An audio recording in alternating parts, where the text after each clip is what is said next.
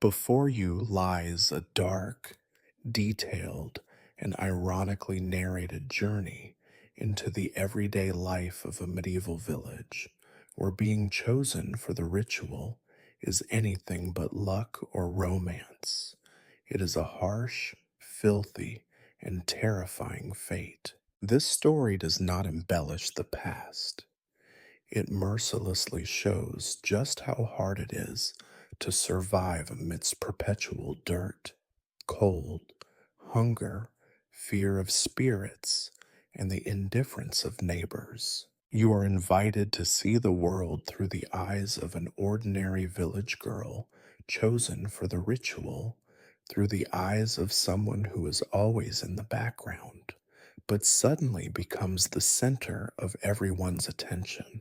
But before you settle in, please like this video and subscribe to the channel and let me know in the comments which city you're watching from and what time it is where you are.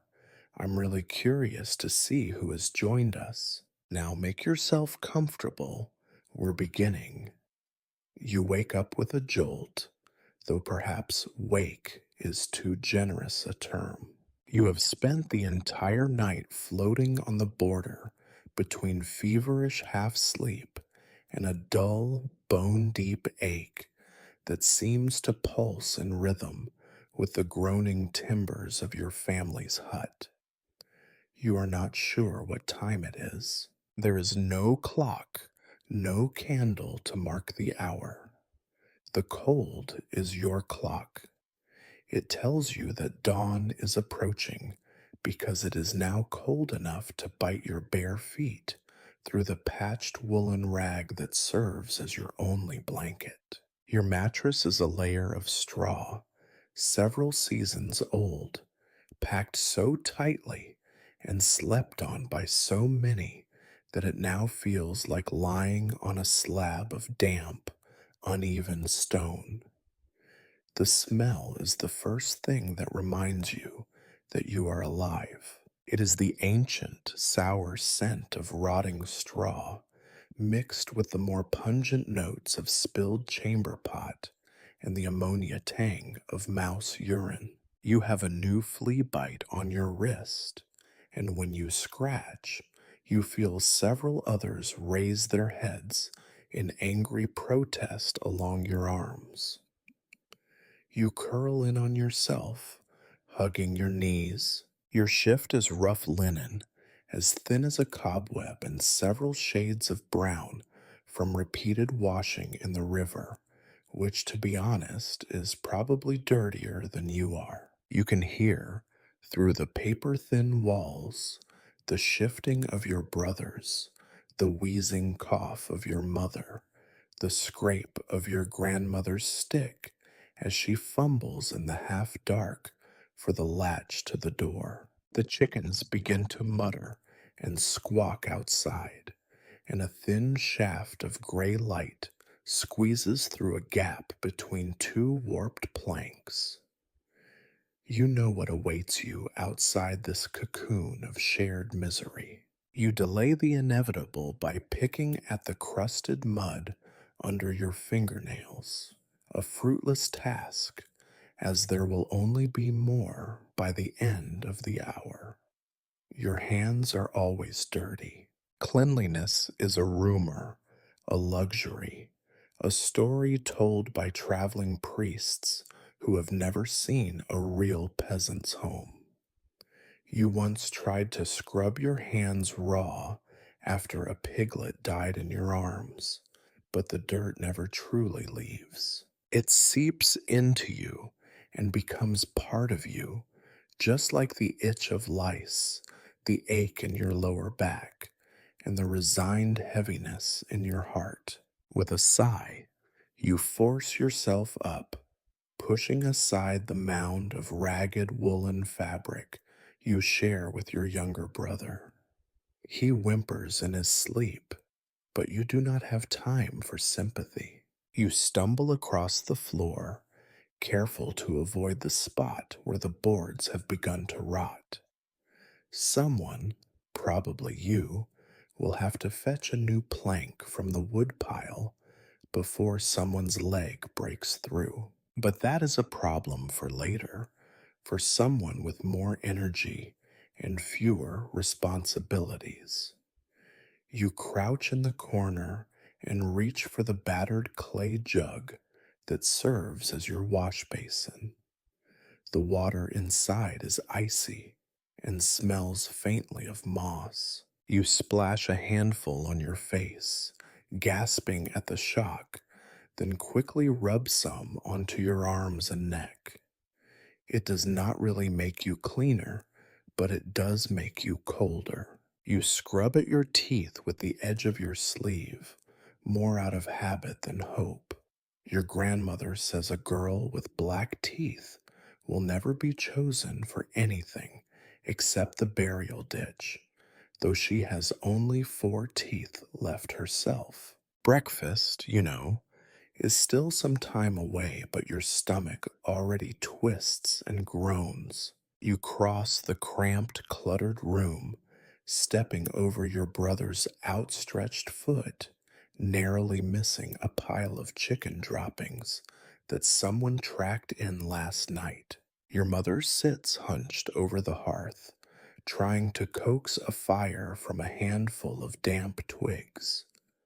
She does not look up when you approach, but you see the lines on her face deepen as she tries and fails to suppress another cough. You open the door and step outside into the village dawn.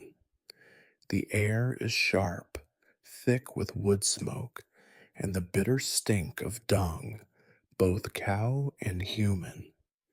The path outside your home is a mire of mud, manure, and crushed straw. Somewhere, a dog barks. Elsewhere, a baby begins to wail. The village is waking up, if you can call it that. Waking implies rest, implies relief, implies a respite from the endless cycle of labor, filth, and fear. You bend to pick up the battered broom, little more than a bundle of twigs tied to a stick, and begin to sweep the threshold. The mud fights you, refusing to move. What does it matter? There will only be more by nightfall. You brush the worst of it aside anyway, as you have every morning for as long as you can remember. You do not do it for pride, or for cleanliness, or for any hope that things might be different tomorrow. You do it because it is what is done. It is what your mother did, and her mother before her, and all the nameless women before them, reaching back to the first day when a girl woke to find herself chosen not for joy, but for duty. This is the beginning of your day, and it will end much as it began, in filth, exhaustion, and a dull ache of acceptance. You are alive, and that, in this place, is both a miracle and a curse. Breakfast is never an event you anticipate with anything like joy. It is, at best, a negotiation with disappointment, a brief and unappetizing interlude between waking and the onset of harder labor. You never expect to be satisfied. You do not even hope for that. What you hope for, in the small, shrinking part of yourself that still has wishes left, is to be less hungry by the end of it. You return inside, closing the door carefully to keep the chickens out. One managed to slip through once last winter, and the resulting chaos, feathers, droppings, and one ruined quilt was enough to teach you caution. Your mother is now crouched low over the hearth, a cracked clay pot balanced in the embers. The fire is sullen, all smoke and little heat. It seems reluctant to help, as though it resents the food as much as you do. You can already smell what is coming, that thin, acrid scent of overcooked barley gruel. It is a smell that follows you everywhere, in your hair, in your clothes, embedded in your skin so thoroughly that were you to run away and live in the woods, the wolves would smell you coming and politely leave you alone. Your brothers are stirring now. One coughs, another mutters and sits up, rubbing his eyes with grubby fists. Your youngest sibling, still a baby, has already begun to whimper in his sleep. He is always hungry. You think sometimes that in this house, the only thing more persistent than hunger is fatigue. Your mother does not speak.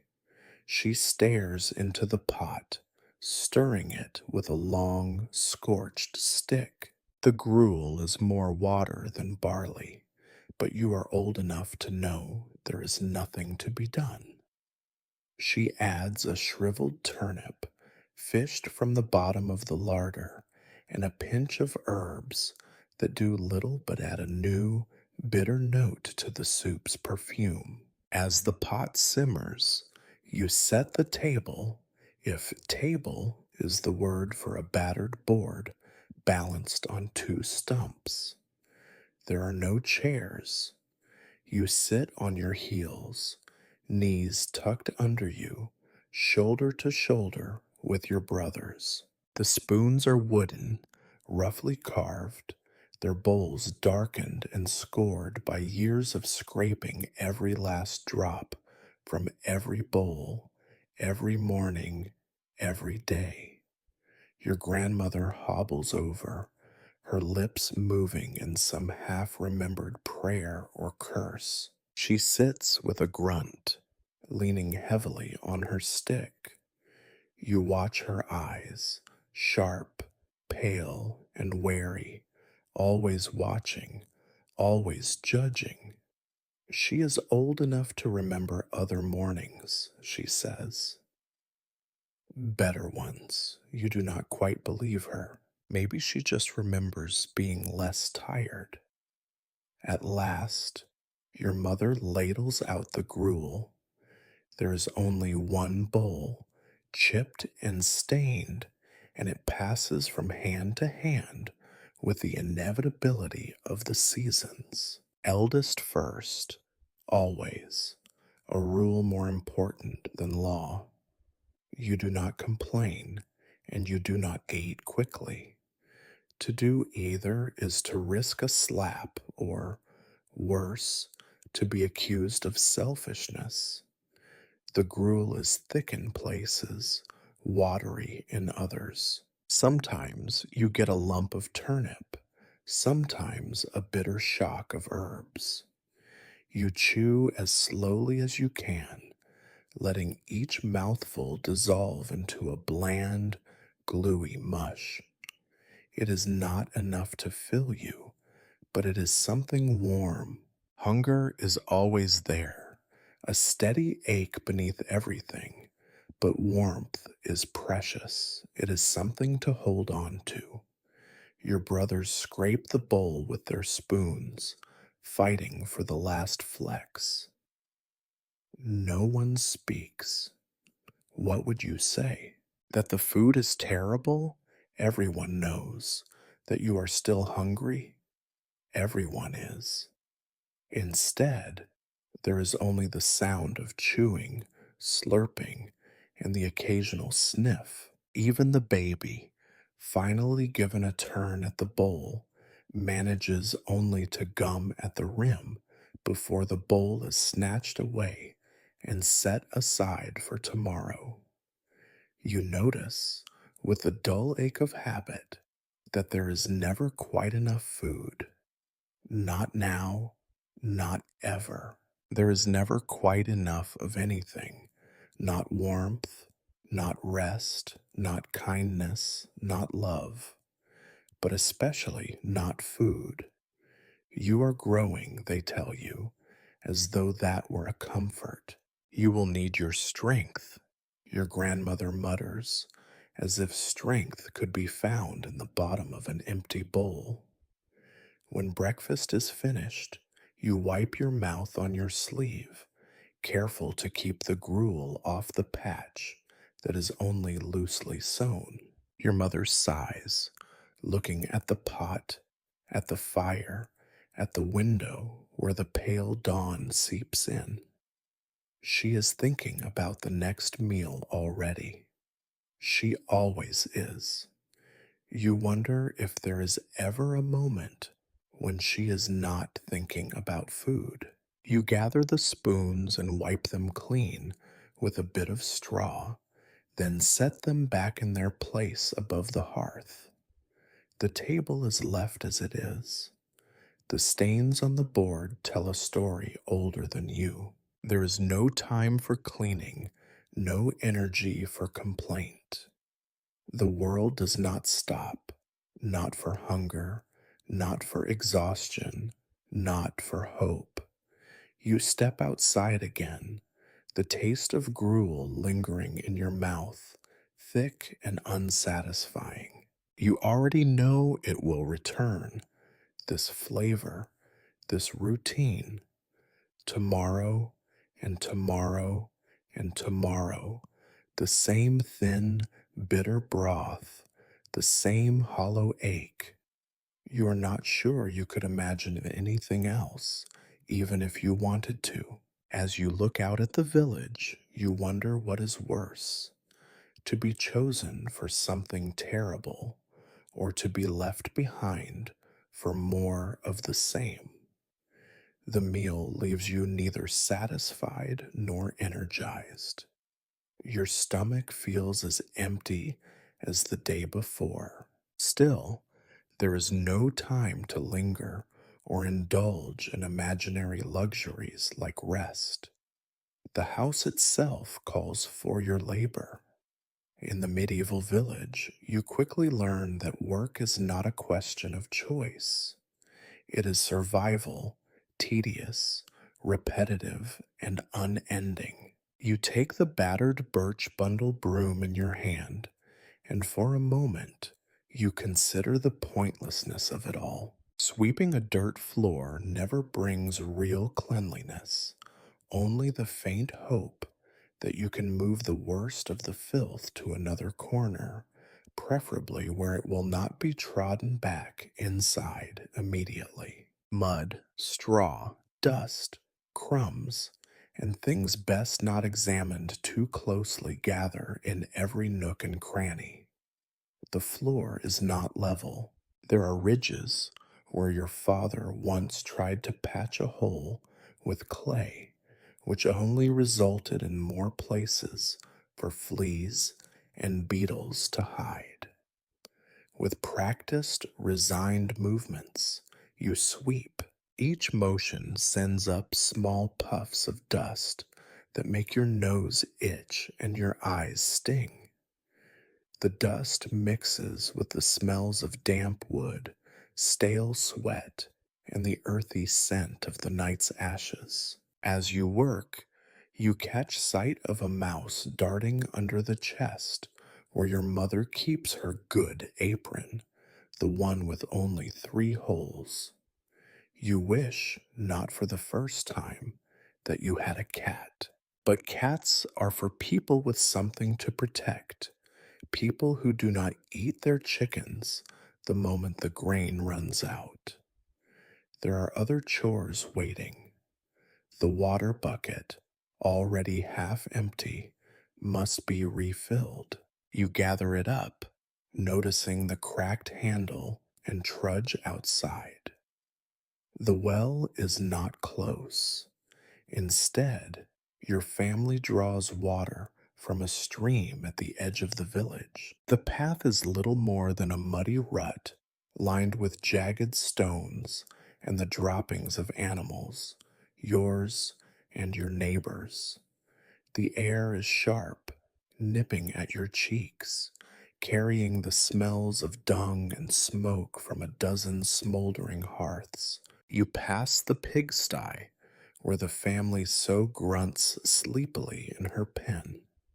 She eyes you with an intelligence you find almost unnerving. Perhaps she knows something you do not. Pigs are clever, clever enough to remember faces, clever enough to know when fear is in the air. You push the thought away and move on. The stream is slow and brown, choked with dead leaves and silt. You dip the bucket carefully, trying not to disturb too much muck. Sometimes the water is clear. Sometimes it tastes faintly of iron or rot. Today it tastes of earth and old roots.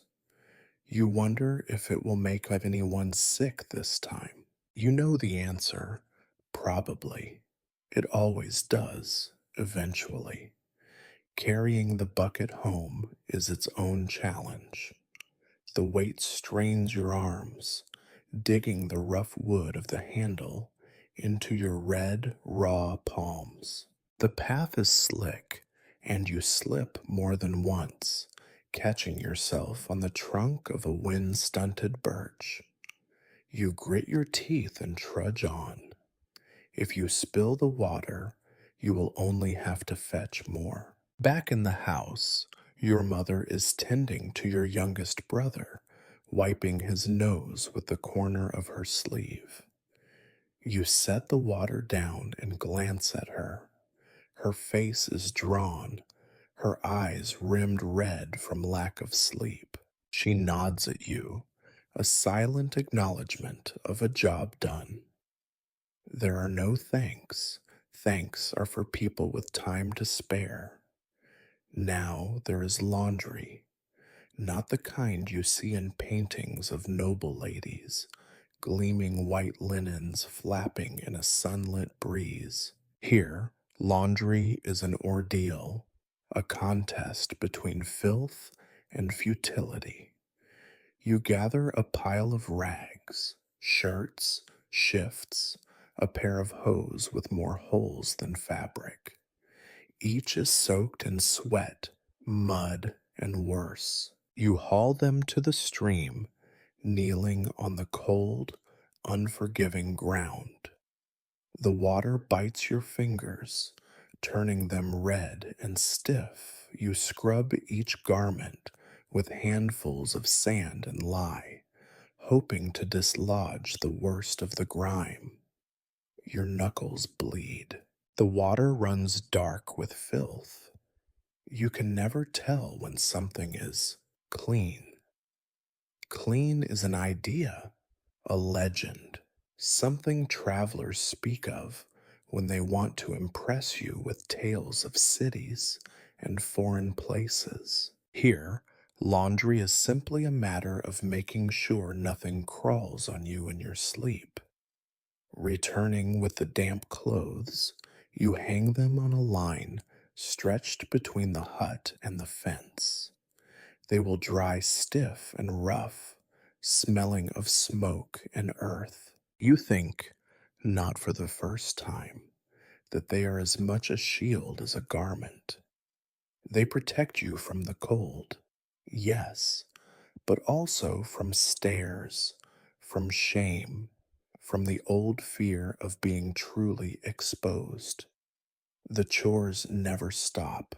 There are eggs to collect from the henhouse, a job made difficult by the surly rooster who guards his harem with the fury of a minor demon. There is wood to be chopped and stacked by the hearth, lest you freeze when night falls again. There are pots to be scrubbed with ash, floors to be patched, holes in the roof to be plugged with handfuls of straw and mud. If you ever stop moving, the work piles up, like the mud in the yard after a rainstorm, inescapable, endless, a testament to how little your labor truly changes anything. As you sweep and scrub and carry, you notice your grandmother watching you from her stool by the hearth. Her eyes are sharp, but her face is expressionless. You wonder what she is thinking. Perhaps she is remembering a time when she was the one running from chore to chore. Perhaps she is grateful that, this morning at least, it is not her back that aches, not her fingers that bleed. Or perhaps she is just waiting for her turn at the next bowl of thin gruel. By midday, you are already exhausted. You have barely started. Your hands are raw, your nails broken, your skin chapped and stained. No one says thank you. No one asks how you are. This is just life, a cycle of dirty work, punctuated only by the briefest moments of rest. As you look around at the mud, the smoke, the relentless grinding routine, you wonder if anyone anywhere could ever call this living. But the day is not yet half over. There is always more to do. You are, after all, a daughter in a medieval village. Your work will never be finished. When the first chores of the morning are finally done, and your arms are shaking just a little from the effort of dragging water and scrubbing rags, it is time for that other, older kind of work, the spiritual kind. There is a rhythm to the day, and after dirt comes prayer, as if one could wash the other away. It starts with your grandmother, as it always does. She sits by the cold hearth, her legs folded awkwardly beneath her, her gnarled hands moving in restless circles. She calls the family to gather. No one hesitates, no one dares. You shuffle over, still wiping your hands on the side of your skirt. Your brothers drop to their knees with grunts and shoves, more afraid of her cane than of whatever spirits are supposedly lurking beyond the walls. The house smells of old smoke and turnip peels. Dust motes drift lazily in the pale slant of light coming through the crooked window. Your grandmother mutters words that have been muttered for centuries, words half Latin, half local, and mostly nonsense. You have recited these same phrases every day of your life, and yet you still do not understand them.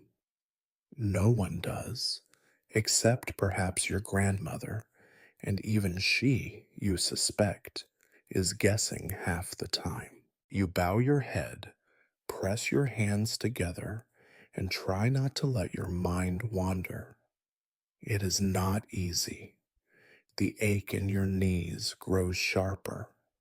Your stomach rumbles, the echo of that thin breakfast refusing to be forgotten. Your little brother fidgets beside you, and your mother gives him a sharp look. The prayers stretch on, winding through blessings and curses, invocations to saints you have never seen, and spirits you have only heard about in frightened whispers at night. Then come the rituals. Today, your grandmother sprinkles a handful of ashes across the threshold, mumbling about protection from the night stalker, the pale thing that steals the breath of sleeping babes. Another day, it might be a sprig of dried rosemary hung above the door, or a piece of iron slipped beneath your mattress to keep away witches. You have seen her tie knots in red thread and bury them at the corners of the house, all to confuse the spirits she is certain are always watching. Sometimes she burns a pinch of salt, muttering curses at the smoke, especially if someone in the village has fallen ill. Salt is precious. Wasting it for spirits is an extravagance, but no one questions her. Not openly. She is old, which in your world is another word for powerful. old enough to remember and to be remembered. You are not sure if you believe in any of it. You have never seen a night stalker, though you have seen enough cold, still infants to believe that something, somewhere, is always hungry. You have never seen a witch, but you have watched as neighbor women are shunned for looking sideways at the wrong man or for knowing the wrong herbs.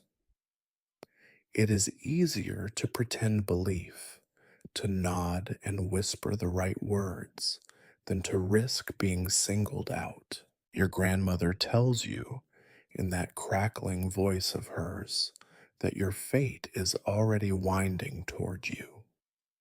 You are marked, she says, her eyes sharp and bright in her wrinkled face. The spirits are always watching. You must be careful, careful, careful. She spits over her left shoulder 3 times for luck.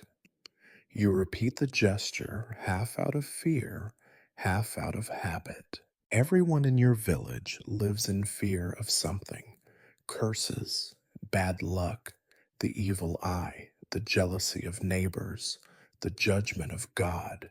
After the prayers, the superstitions settle over you like another layer of filth, impossible to remove, heavy with old fear and older stories. Your grandmother begins her morning round, inspecting the windows for cracks, the door for splinters, the chimney for birds' nests, all signs that some ill meaning spirit has found a way in. She tuts and mutters, instructing you to fetch the iron knife and wedge it in the frame of the door.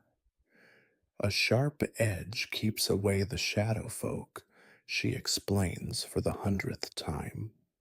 You do as you are told. Questioning her is not worth the trouble. There are worse things than superstition.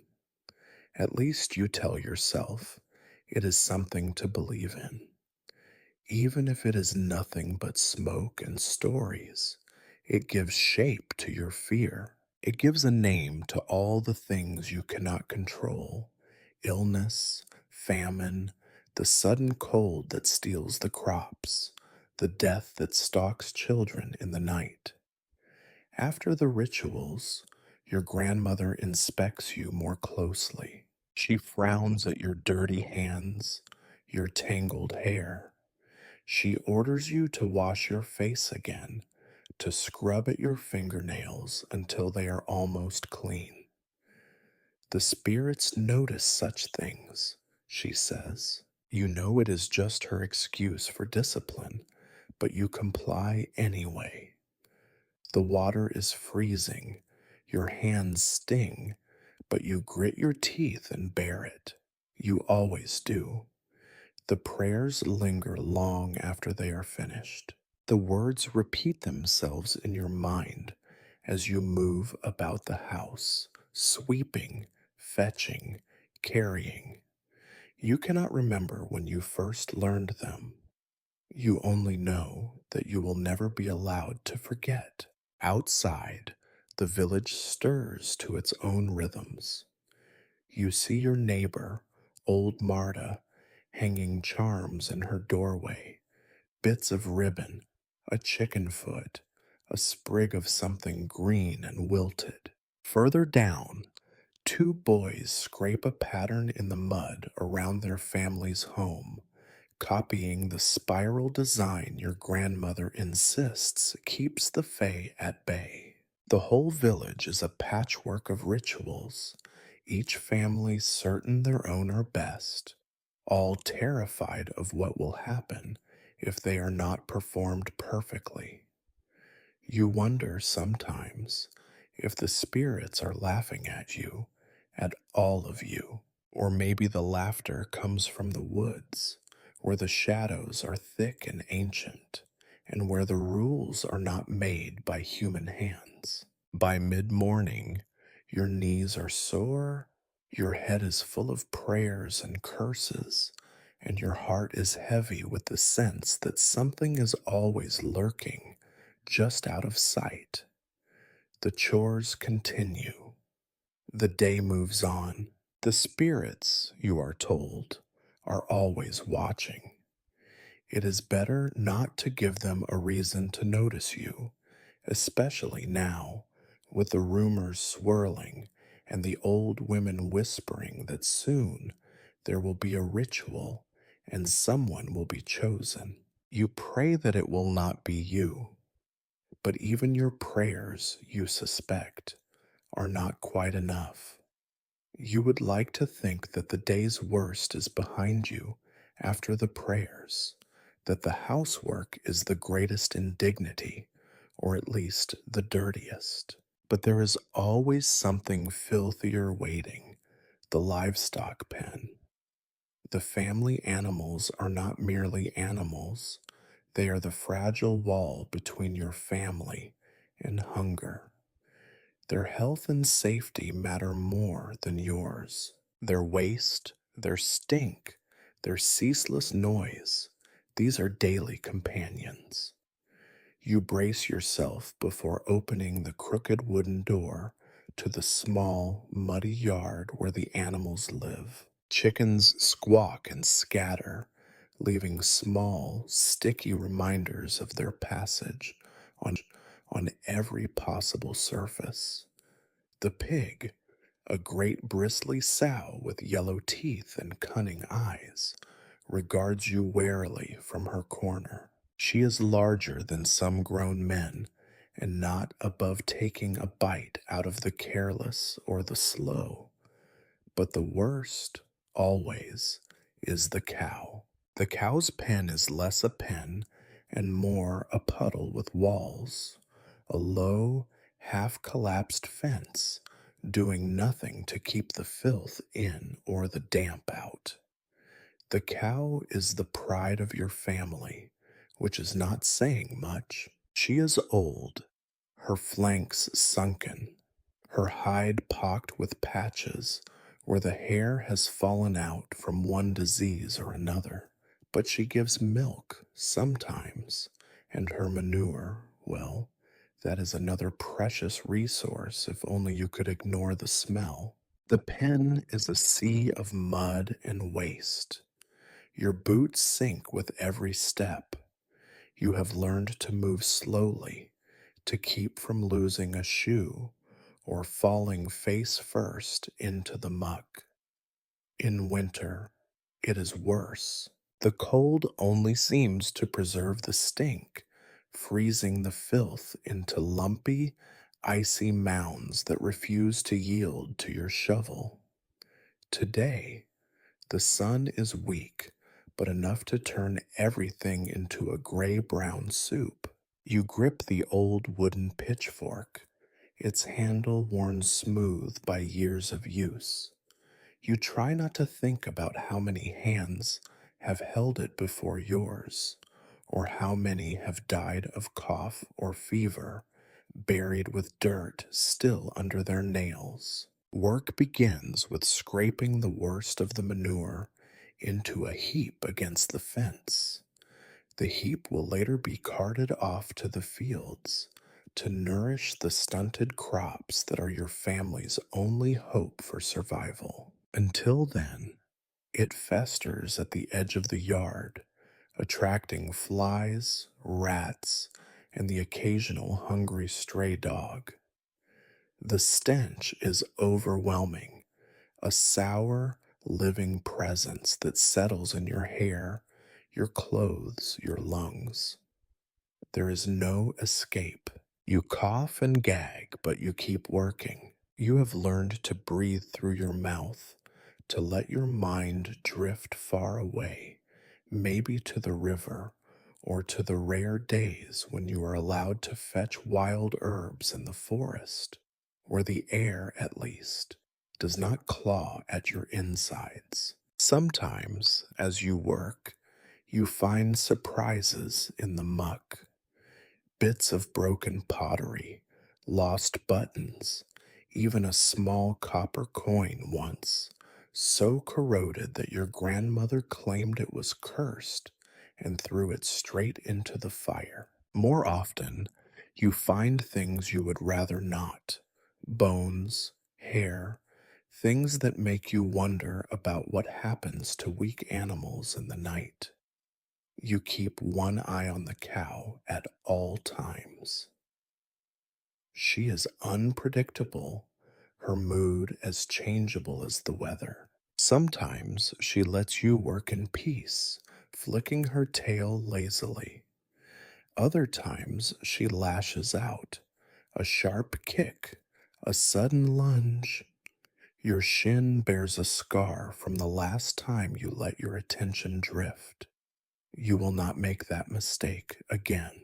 The chickens, meanwhile, are everywhere. They peck at anything that moves, including your toes.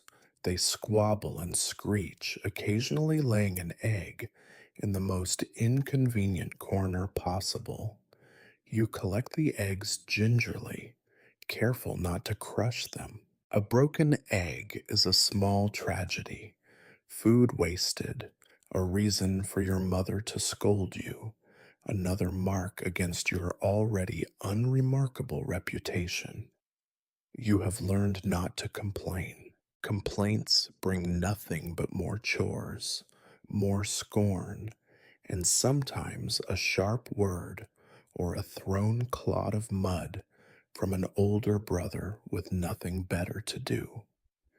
The boys, you notice, always find a reason to be elsewhere when the muck needs shoveling.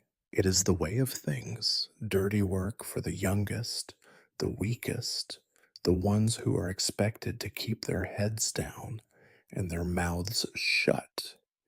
You scrape, shovel, and haul, your muscles aching, your back bent, your hands raw. The sun crawls higher, pale and indifferent, as you pile manure by the fence and throw soiled straw into a separate heap. You try to remember if there was ever a time when you were not tired, not covered in the stench of animal and earth. Occasionally, a neighbor will pass and nod, offering a brief greeting, an exchange of mutual misery. Hard work that, they might say, as if there were any other kind. Sometimes you hear the gossip of women on the lane, voices drifting over the fence. That girl, the one chosen, see how she works. You pretend not to hear, though the words stick to you more persistently than the mud. By the time you finish, you are filthy from head to toe. Your fingernails are black, your arms smeared with filth, your hair full of straw and feathers. The pitchfork is heavy in your hands, and your shoulders burn. You take one last look at the pen, no cleaner than before, just less cluttered, the waste rearranged into neater piles of misery. Your grandmother says this work is good for your soul, that toil keeps the bad spirits at bay. Your mother says nothing at all, just glances at the sky and wonders if it will rain. You are left to your thoughts, which are grim and gray and as full of muck as the pen you have just cleaned. You want to wash, but there is no time. There is never time. There are eggs to gather, wood to fetch, 100 other small humiliations to endure before the day is done. The stink of the animals clings to you. Even after you scrub, it will linger, as much a part of you as your name. You learn to accept it. After all, there is no other choice.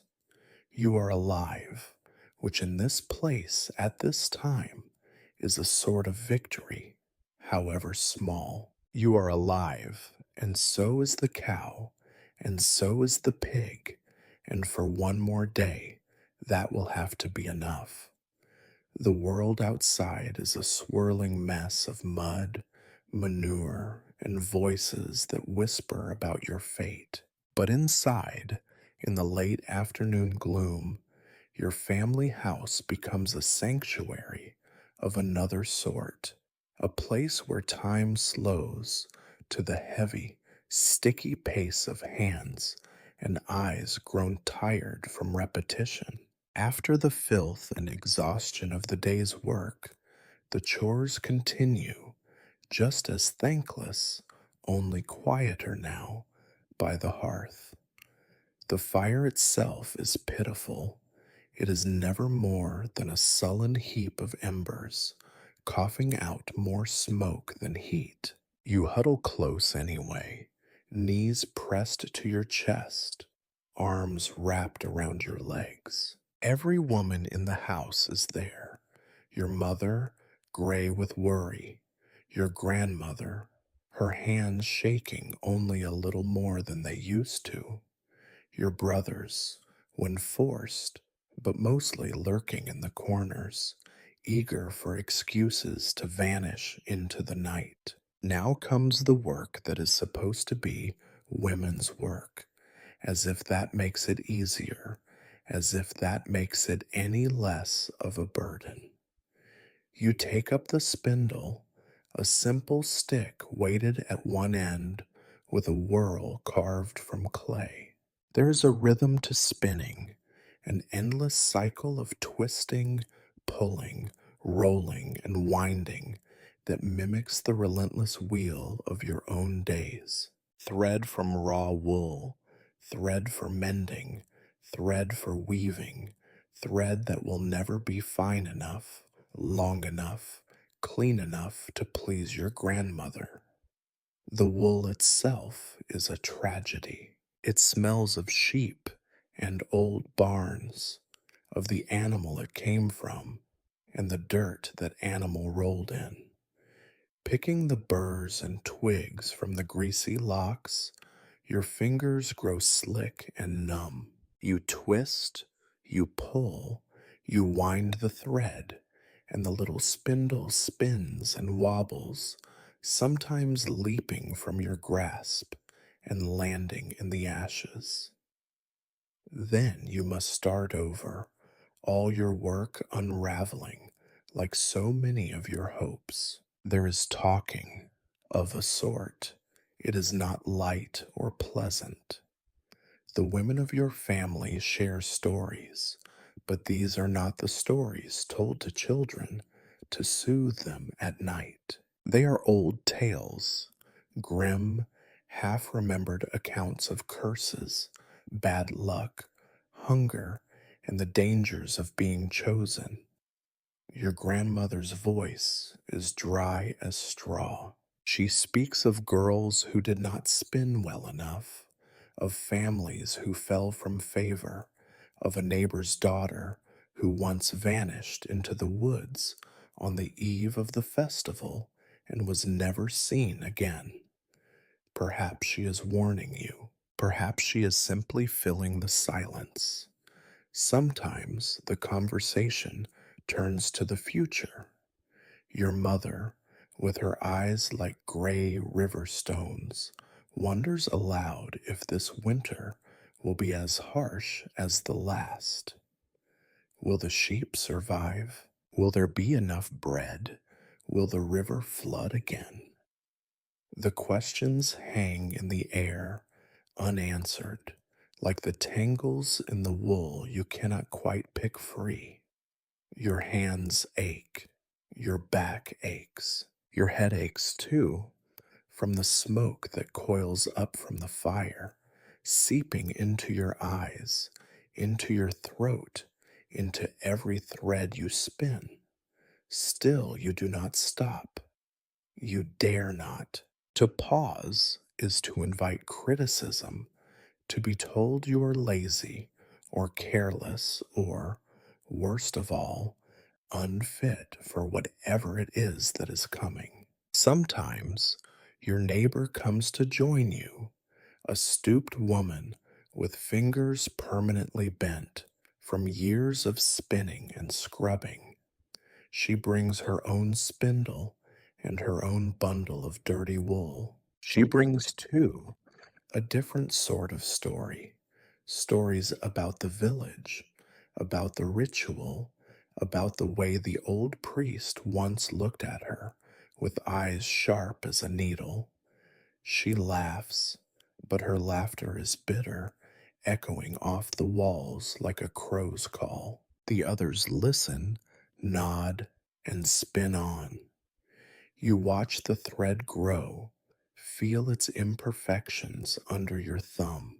Each knot, each thin patch, is a reminder that nothing you do will ever be flawless, that no matter how hard you try, there is always someone waiting to find fault, but you work on him, spinning hope and dread and weariness into the yarn, winding it into a ball that will someday become a piece of clothing, or a rag, or perhaps just more padding for a mattress. When you tire of spinning, you reach for the needle and begin to mend. The clothes are a patchwork of old linen and newer holes, each stitch a desperate attempt to hold the world together a little longer. Your needle is dull, your fingers pricked and bleeding, but still you work. Your grandmother watches, eyes narrowed, always ready to scold if your stitches are crooked. Outside, darkness gathers. The noises of the animals drift in through the cracks in the walls, the lowing of the cow, the restless grunting of the pig. You are grateful for the quiet inside, even if it is laced with exhaustion and foreboding. Sometimes the talk turns to the festival. The others glance at you, not quite meeting your eyes. They whisper about the signs, about the way the elders have been meeting more often, about the strange dreams that have visited the women of the village. Your grandmother says nothing, but you see the tightness in her jaw, the way her hands shake a little more as she spins. You try not to think about the future. You focus on the thread, on the pull and twist, on the hope that if you work hard enough, you might spin a little luck into your fate. But you know, deep down, that luck is as thin and fragile as the thread you make, liable to snap at the worst possible moment. The fire burns lower, your eyes grow heavy, but the work is never finished. There is always more wool to spin, more clothes to mend, more stories to tell, and secrets to keep. You glance at your mother, at your grandmother, at your neighbor, and you wonder if they were ever any different. If they too once dreamed of escaping, of being chosen for something other than this. But there is no escape. The wheel turns, the spindle spins, the night deepens. Tomorrow will come, and with it, more dirt, more work, more rumors, and more fear. But for now, you spin, you stitch, you listen, and you wait. You do not need a mirror to know the state of your clothes. There are no mirrors in your house anyway, no silvered glass, not even a polished metal plate. All you have is your own hands, your skin, the unyielding judgment of your grandmother's eyes, and the relentless whispering of the village. You are never unaware of how you look because you are never allowed to forget. Your dress is older than you. It was once your mother's, and before that, your aunt's. And if you believe the family legend, some of its threads are from a dress worn by your great grandmother when she came to this village, walking barefoot through mud and snow. The color is lost to history. Maybe it was blue, maybe brown. Now it is simply dress colored, a blend of stains, patches, and the relentless, inevitable gray brown of daily filth. You wake in the morning already feeling dirty. The rough linen clings to your skin, stiff with old sweat, dried mud, and things you prefer not to identify. Even after washing, even after scrubbing your shift with lye and sand until your fingers bleed, it never feels clean. Nothing does. At best, it smells less like rot and more like cold river water and smoke. Every patch has a story. There is the tear on the shoulder where your brother grabbed you too roughly in a game that ended with tears and an hour locked outside.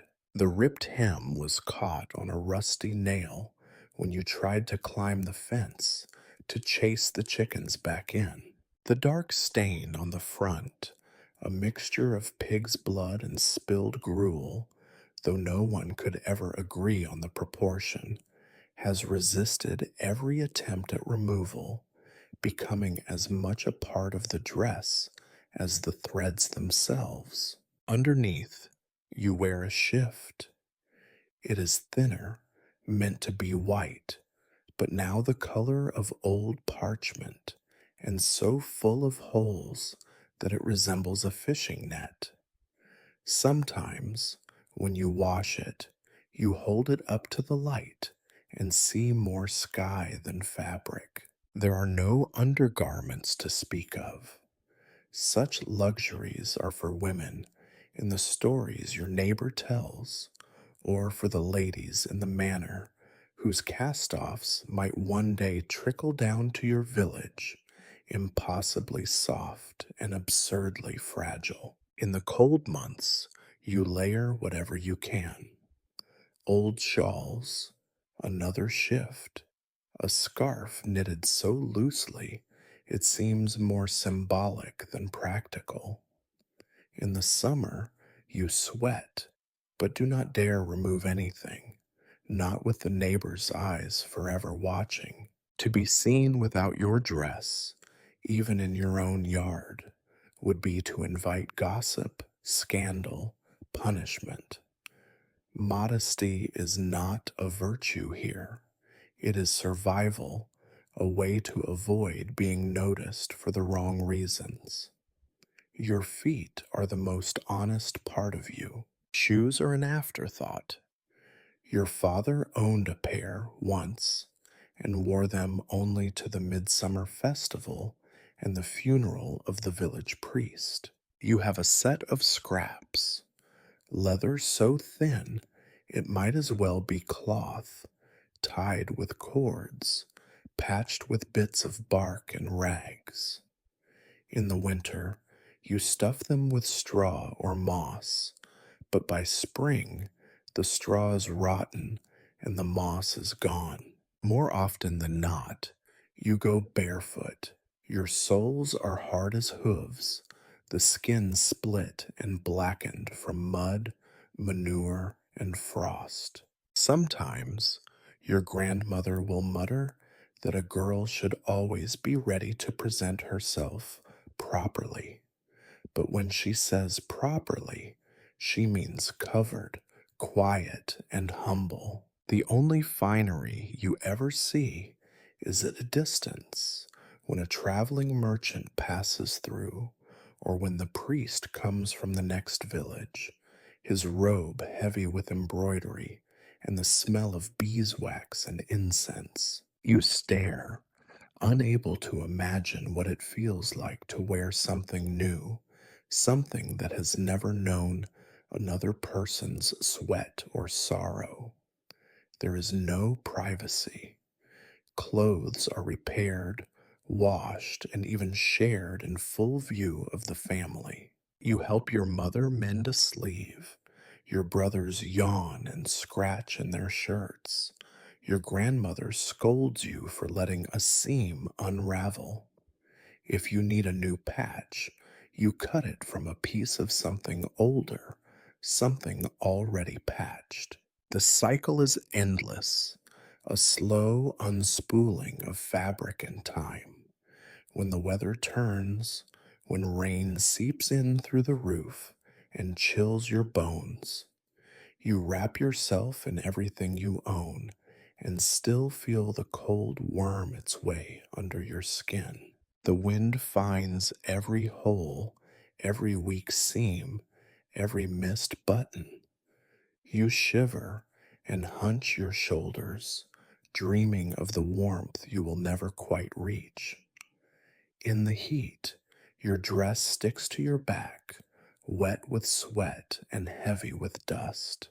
There is no relief, only the hope that tomorrow will be less bitter, less raw, less exposed.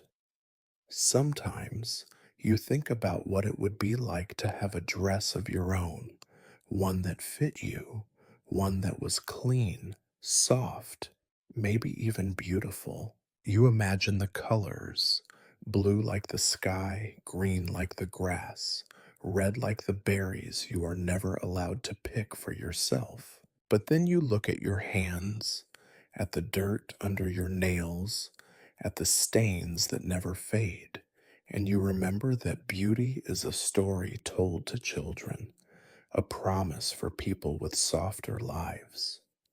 Your clothes are not just your covering, they are your shield, your burden, your history. They tell the world who you are: poor, dirty, useful, forgettable. They hide you, and yet they make you visible in all the worst ways. When the elders glance your way, you feel their gaze crawl over every patch, every seam, as if measuring your worth in inches of linen and square hands of wool. At night, you fold your dress carefully, lay it by your head, and sleep in your shift, praying it will still be there in the morning, that the rats will not have chewed through another hem, that you will not wake to a world somehow colder and more threadbare. In the morning, you put it all back on, each garment a small act of endurance, and step out into a world that will try, once again, to wear you down. You have nothing to change into and nowhere to hide. And you know, though you never say it aloud, that for all the talk of ritual and fate, sometimes it is not spirits or omens that decide who is chosen. Sometimes it is as simple and as cruel as who looks the poorest, who stands out for all the wrong reasons, who is easiest to mark as different. You shiver, wrap your arms tighter around yourself, and carry on. You would like to believe that life in a small medieval village is, if nothing else, simple. The work is hard, the food is scarce, and the days are long, but at least you know what to expect. You tell yourself that all that matters is what you can see, touch, and smell: the mud under your nails, the smoke in your lungs, the ache in your bones. But you are wrong. There is something more dangerous than hunger or cold or even the coming ritual. There are words. Words are the village's most abundant crop. They sprout in corners and dark alleys, taking root in every patch of silence. They are watered with envy and fertilized by boredom. Your own life, small and unremarkable as it is, becomes fuel for stories that slip through cracks in doors and drift out with the chimney smoke. You first notice it in the way people look at you. It is not new. Everyone in the village is always watching everyone else, hoping to spot some advantage, some flaw, some secret. But lately, the glances are longer heavier, full of something you cannot quite name. When you walk to the well, the women pause in their drawing of water. When you pass by the market, the conversation hushes, then resumes at twice the speed when your back is turned. You try not to listen. It is better not to know what they are saying. Of course, you hear it anyway. It is impossible not to.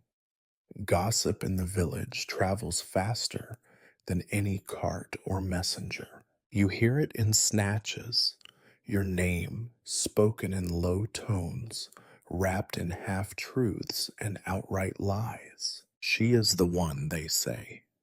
Her grandmother was marked too. Did you hear? It is always the quiet ones. You learn to keep your eyes down and your lips pressed tight, to move quickly and quietly through the village, as if hoping to become invisible. The children are the worst. They have no restraint, no shame, no sense of how deep words can cut. They mimic what they hear at home, and in their games, you become the witch, the outcast, the chosen one for the next dreadful thing. Sometimes, as you pass, they chant little rhymes you do not understand, but you know they are about you. Their mothers shush them, but never very hard, and never in your hearing. Your grandmother tells you to ignore it. Gossip is the breath of the poor, she says. Let them talk. It is better to be talked about than to be forgotten. But you can see the tightness in her jaw, the way she locks the door more carefully at night, the way she keeps a closer watch on you. Even she knows that words can turn to stones faster than you might think.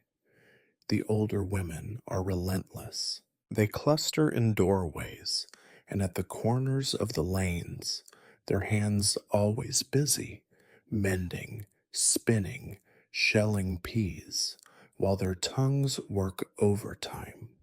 You hear them sometimes when you fetch water or bring in the goats. I heard she talks to herself at night. Her mother's side had always had bad luck, did you know? They say the last girl chosen for the ritual was her cousin. None of it is true, but truth does not matter. The story is already more real than anything you could say in your defense. You catch your mother's face sometimes as she listens. She tries to hide it, but you know she hears it all. She grows quieter, her smiles rarer, her patience thinner. She urges you to be helpful, to stay inside, to keep your head down. Do not give them reason to talk, she whispers, as if you ever had that choice. Your brothers pretend not to care. They throw stones back at the children who jeer at you, but they do it more for the pleasure of the fight than for your sake. At home, they tease you, calling you the special one, the lucky girl. You laugh with them because it is easier than crying, but you wish just once they would see you, not the story being spun around you like a web. The men gossip too, but theirs is a quieter kind, spoken over mugs of sour ale at the inn or while sharpening blades at the forge. You see them look your way, see the half smiles and raised eyebrows. You know they are not really interested in you. They are interested in the ritual, in the chance that something strange or terrible will break the monotony of their days. In their stories, you are not a person. You are an event waiting to happen. There is nowhere to hide from it. Even when you are alone in the woods, gathering firewood or herbs, you feel the words following you like a shadow. You find yourself rehearsing answers to questions no one has asked, defending yourself to an invisible jury, growing angrier with every step. The anger is a cold comfort, but it is better than fear. The rumors change and twist with the wind. Some days you hear that you are favored by the spirits, chosen for greatness. Other days you are cursed, doomed, the source of every bad crop and sick child in the village. Sometimes you almost believe them yourself. You begin to wonder if you really are different, if some mark is visible to everyone but you. You learn to listen as well as speak. Gossip is not just a weapon, it is a shield too. Sometimes, if you are careful, you can learn what people are afraid of, what they hope for, who is your enemy, and who might, just might, be your friend. You are careful with your words, careful with your eyes, careful with every step you take. At home, your grandmother tells you old stories about the power of words. A tongue can cut deeper than a knife, she says, and you believe her. You see it in the way the other girls shrink away from you, the way the boys nudge each other and laugh. You see it in the way your mother locks the door, the way the neighbors cross themselves when you pass. Still, the days pass, and the words pile up. They are as much a part of your world as the mud and the cold and the hunger. You try to carry on, to act as if they do not matter, as if you are made of stone or iron. But at night, when the house is quiet and you lie awake listening to the wind outside, you wonder what the words will shape you into and who will be left when they are done. It begins, as most things do in your village, not with a shout, but a whisper. One morning, before the sun has fully risen and the frost still clings to the grass and brittle patches, there is a knock at the door. Not a polite knock, not a hurried one, but a steady, certain tap, tap, tap that fills the little house with dread. Your mother stiffens, spoon half raised above the gruel pot. Your brothers stop bickering, their, their mouths full of yesterday's bread. Only your grandmother seems unfazed. She has heard many knocks in her time, and none have brought her anything but trouble. You move to answer, feet dragging, as if the weight of all those whispered words has finally settled onto your shoulders. The door swings open on creaking hinges to reveal the village elder's wife, swaddled in shawls, her sharp eyes glittering beneath her hood. She does not bother with greetings. She steps inside, bringing with her the cold and the smell of church incense and old dried herbs. Everyone stands, even your grandmother, though her knees pop in protest. The woman's gaze flickers over each of you, pausing on your mother, on your youngest brother, finally settling on you. She says your name, not loudly, not gently. It is a statement, not a question. From the folds of her shawl, she produces a charm, a tangled knot of sheep's wool, bound tight with a loop of red thread. It is nothing beautiful, nothing remarkable, but in the flickering firelight, it glows with an importance that makes your stomach churn. She presses it into your hand. Her fingers are dry as sticks, her grip strong. For protection, she says, in the same tone your grandmother uses to curse the crows. There is a hush as she leaves. No one speaks. Even your brothers know better than to break the silence. You look down at the charm in your palm, already feeling the roughness of the wool, the way the thread bites into your skin. Protection, you think. But protection from what? Or from whom? Your grandmother is the first to move. She shuffles to the door and bolts it, muttering a half prayer, half curse. Your mother sits down heavily on her stool, her face pale and pinched. She will not meet your eyes. The charm is not just a symbol of safety, it is a mark, a signal to the rest of the village that you have been chosen, or, at the very least, singled out. There will be more to come. You tuck the charm into the pocket of your dress, though it weighs on you as if it were made of stone. All day you feel it there, a burning secret against your hip. When you pass your neighbors, their eyes linger on your hands, searching for a flash of red thread, an omen, a confirmation of every rumor they have been whispering for weeks. The rituals begin to creep into every part of your life. When you go to the well, a woman spits 3 times over her shoulder, muttering that it is for luck. The butcher's wife leaves a pinch of salt on the threshold as you pass, then sweeps it up hurriedly, as if afraid it will burn her skin. At home, your grandmother insists that you sit only by the west window, the one facing away from the church, so the spirits cannot see you, she says. You do as you are told. It is easier than arguing. Some changes are more subtle.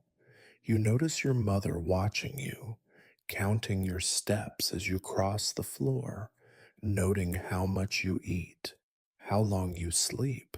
Your brothers avoid you, except when they forget themselves and fall back into the old habits, calling you by the nicknames they always used. Then they remember, and their eyes flick away, embarrassed or frightened or simply tired. At night, you hear your grandmother whispering prayers over you as you sleep, the same words she muttered over your baby brother when he was sick, over your father when he died. You want to ask her if she is afraid, but you do not. Fear is a luxury for people who can afford to hope. Here, it is simply part of the air you breathe. The charm grows heavier every day. You catch yourself fiddling with it, twisting the thread between your fingers until it almost cuts into your skin. You think about burning it, throwing it into the river, burying it beneath the old oak tree where no one will ever find it.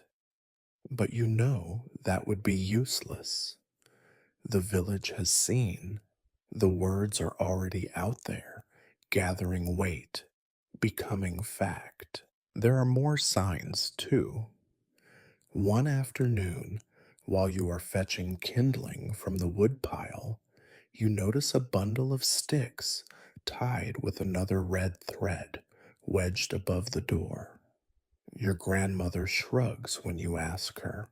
Better safe than sorry, she says, but her eyes do not meet yours. When you venture into the woods for firewood, you find strange shapes marked in the mud, circles, spirals, crude figures that might be runes or might just be the scrawlings of bored children. You step around them carefully, unwilling to disturb whatever intention they hold.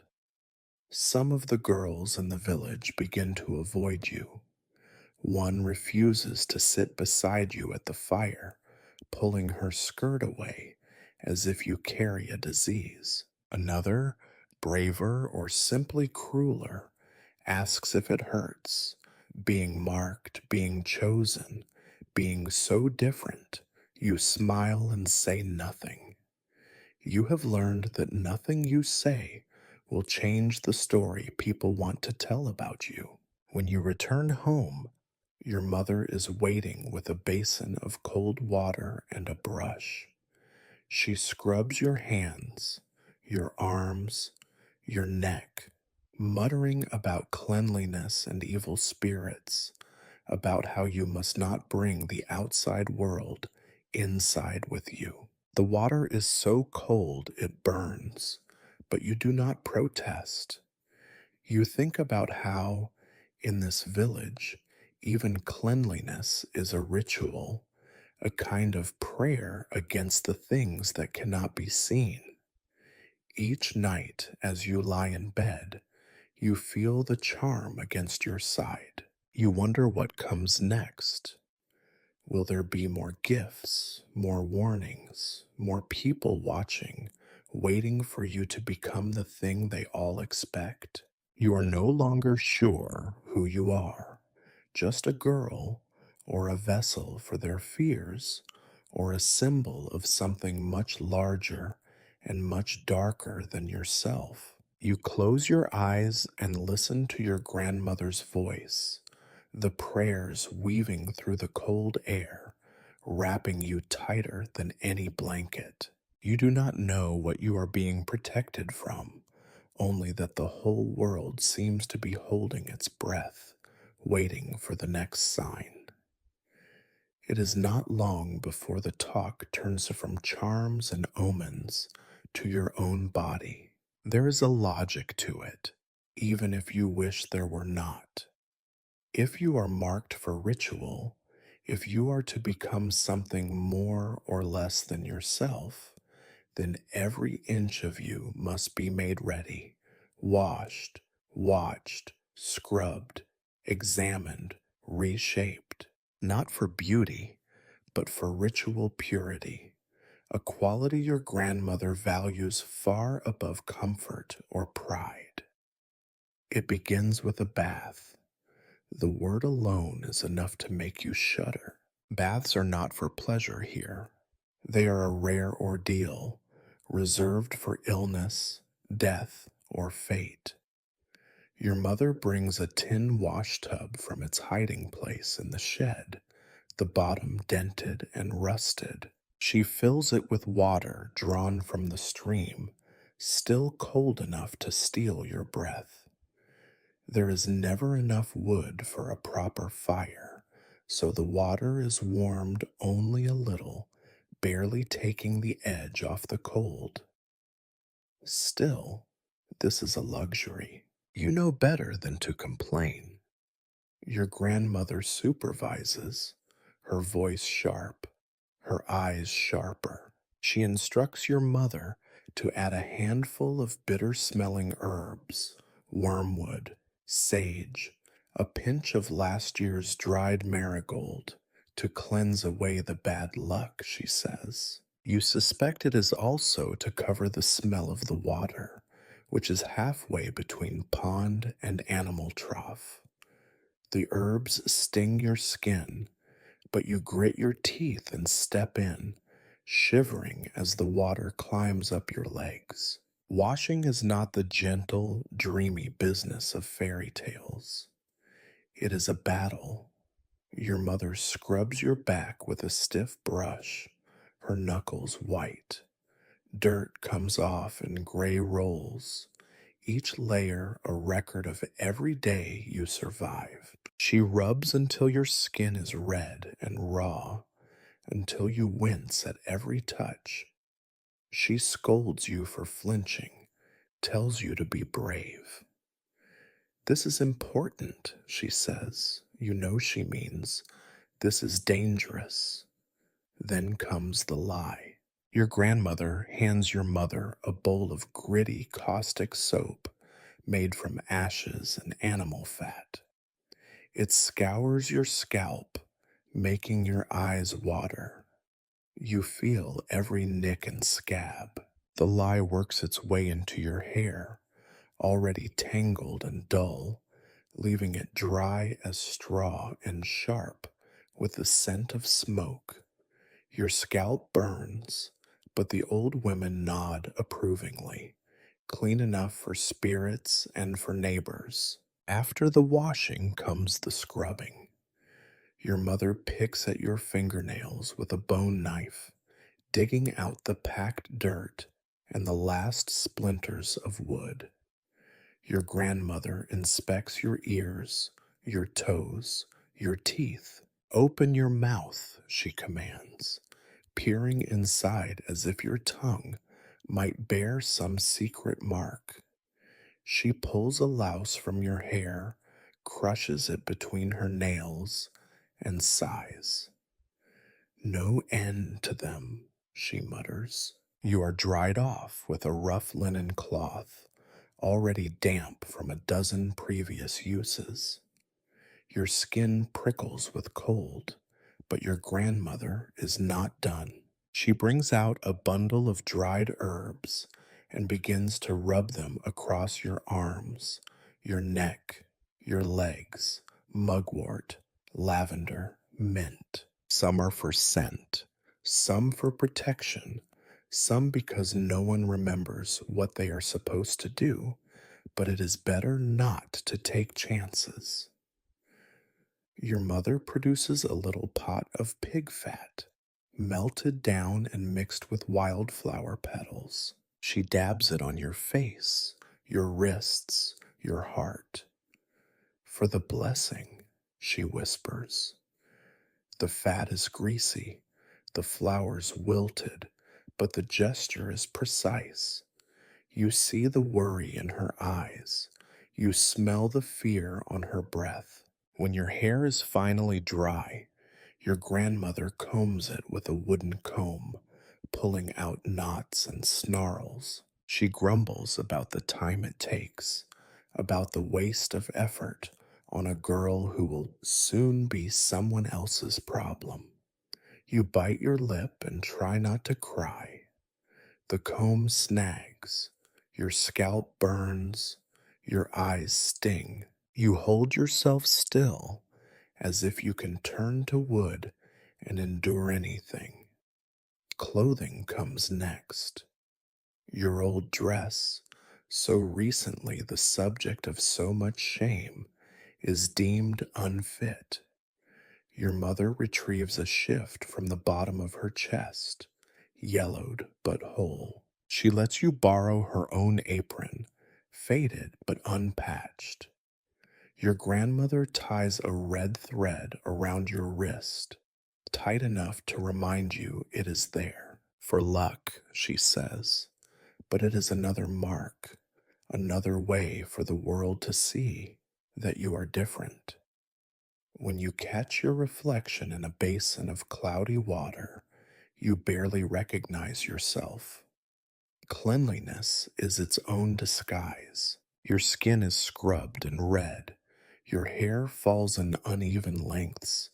Your fingers ache from scrubbing. You look for the first time in your life, almost like the girls in the church's painted windows, all blank eyes and pale faces, waiting to be filled with someone else's story. Your grandmother circles you, inspecting her work. She tugs at your apron, straightens your hair, presses her hands to your cheeks.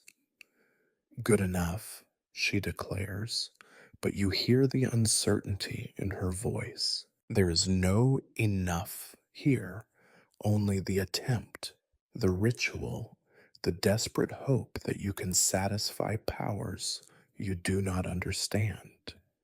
You are not allowed to eat until sunset. Purity, your grandmother says, though you know it is as much about making you feel empty as about making you look clean. You sit by the window, your stomach rumbling, your hands folded in your lap, your thoughts circling around and around the question of what comes next. The rest of the family avoids you now, as if the cleanliness is contagious or dangerous or simply unnatural. Your brothers stay outside. Your mother busies herself with chores. Your grandmother keeps to her muttering prayers. You are alone in your own home, waiting, as clean and blank and marked as any offering can be.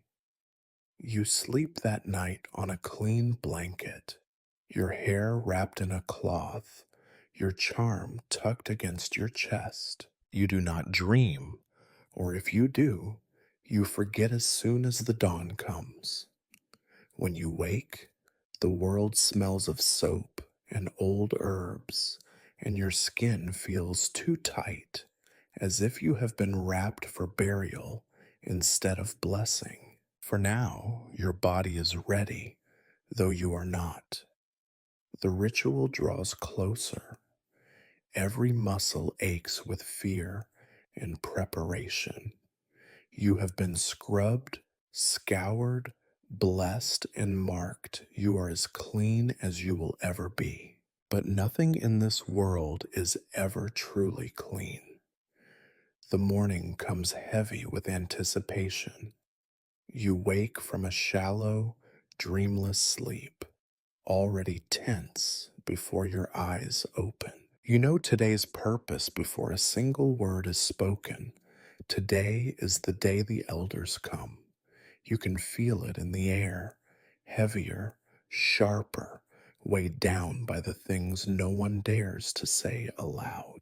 Your grandmother is up first, as always, moving with a stiffness that does nothing to soften her commands. She insists on one last round of washing, a cold cloth to your face, another dash of bitter herbs down your dress, another red thread twisted into your hair. Your mother hovers, wringing her hands, checking and rechecking every detail, every button, every fold, every sign that you have been properly prepared. She presses a piece of dry bread into your palm, but you are too anxious to eat. The whole house is subdued. Your brothers are quiet, pretending not to watch you. Your grandmother is more solemn than usual, as if she is measuring the weight of her own memories against the day. The ritual of cleaning and blessing is repeated for the third time in as many days, and every time it feels less like preparation and more like an attempt to armor you with routine. You sit by the hearth, listening to the sounds outside, the clop of hooves on the muddy lane, the distant murmur of women's voices, the sharp, sudden cries of children chased out of sight by mothers who do not want them underfoot. Every sound is sharper, more vivid, every moment stretched thin with worry. Then they arrive. The elders do not come as a crowd. They come in twos and threes, slow and dignified, cloaked in wool and heavy with the smell of smoke and dried herbs. The village elder himself leads them, a tall, stoop-shouldered man with a face as lined as tree bark, his eyes so pale they seem almost blind. He is flanked by the priest in his best robe, the faded gold thread glinting dully in the light, and by two women, one of whom is the midwife, the other a widow, whose age is known only to the graveyard. No one invites them in. They simply enter, filling the little house with their presence, with the cold, damp air of the outside. Your mother bows her head. Your grandmother, for once, says nothing. The inspection is slow, methodical, almost ritualistic. They move through the house, looking at everything: your bedding, the hearth, the corner where your family's shoes are piled, the shelf of bowls and spoons. They peer at the water jug, sniff the air, glance at the fading charms nailed over the door. Every detail matters. Every flaw, every sign of neglect or misfortune is noted in silence. And then it is your turn. You are called forward, made to stand straight, hands clasped before you. The elder looks you over from head to toe. You can feel his gaze scraping over your skin, as cold and impersonal as a winter wind. He asks your name, though everyone knows it, and you answer, voice steady only because your knees are locked with fear. The priest mutters a prayer, flicking a drop of holy water onto your forehead. It trickles down your face, making you shiver. The midwife circles you, her eyes sharp, checking your posture, your hair, your hands. She lifts your chin, turns your head from side to side, examines your fingernails, your teeth. She smells your breath, runs her hands down your arms. You feel exposed, not just your body, but your whole self, your shame, your secrets, your hopes, all laid bare for inspection. The widow does not speak. She simply stares, her eyes distant, as if she is already remembering you as a ghost. You try to meet her gaze, but she looks through you, as if you are already half gone. No one asks how you feel. No one asks if you are ready. Readiness is not required. Obedience is. You are told to walk from one end of the room to the other, to turn, to lift your arms. The elder makes notes in a book no one else is allowed to see. The priest asks your mother if you have been ill, if you eat well, if you sleep. Your mother answers in clipped, careful words, knowing that anything less than perfection is a risk. You stand in the center of the room, the weight of their attention pressing down on you until you can barely breathe. Outside, the world continues. Chickens scratching at the doorstep, children squabbling in the lane, the wind rattling loose shutters. Inside, time slows. The elders confer in hushed voices, words you cannot quite hear, though you catch phrases. Strong enough, good blood, no sign of sickness. You know better than to hope for mercy. You know the story already. After what feels like hours, the inspection is over. The priest announces, with all the gravity of a judge, that you are acceptable. The word hangs in the air, heavier than a blessing, colder than a curse. Acceptable means you are chosen. Acceptable means your fate is sealed. The elders file out, leaving behind a silence deeper than before. Your grandmother sits heavily, her shoulders sagging as if she has aged another decade in the space of a morning. Your mother hugs you briefly, her hands trembling, then sends you to sit by the fire. You do as you are told, though the heat barely reaches you. For the rest of the day, the house is quieter than ever. Your brothers keep to themselves. Your grandmother mumbles prayers. Your mother moves through her chores with the slow, numb efficiency of someone who has run out of words. The news spreads through the village faster than smoke. By midday, you hear the neighbors speaking in low tones as you pass. By evening, you see the children staring, some with awe, some with fear, some with the blank curiosity of people who have never been chosen for anything. You want to scream, but you do not. Instead, you wash the dishes, sweep the floor, and try to become as small and invisible as you can. That night, you lie awake long after the fire burns out, replaying every moment in your mind. The inspection, the eyes, the verdict. You feel both seen and unseen, picked out from the crowd and erased at the same time. You have been found acceptable. You are no longer just yourself. You are a symbol, a vessel, a body for the ritual. Outside, the wind howls, and you know there is no way back. Now that you have been declared acceptable, your days change in subtle, insidious ways. You are no longer merely a daughter, a laborer, a shadow moving about your family's home. You are something else, something watched, measured, and slowly reshaped.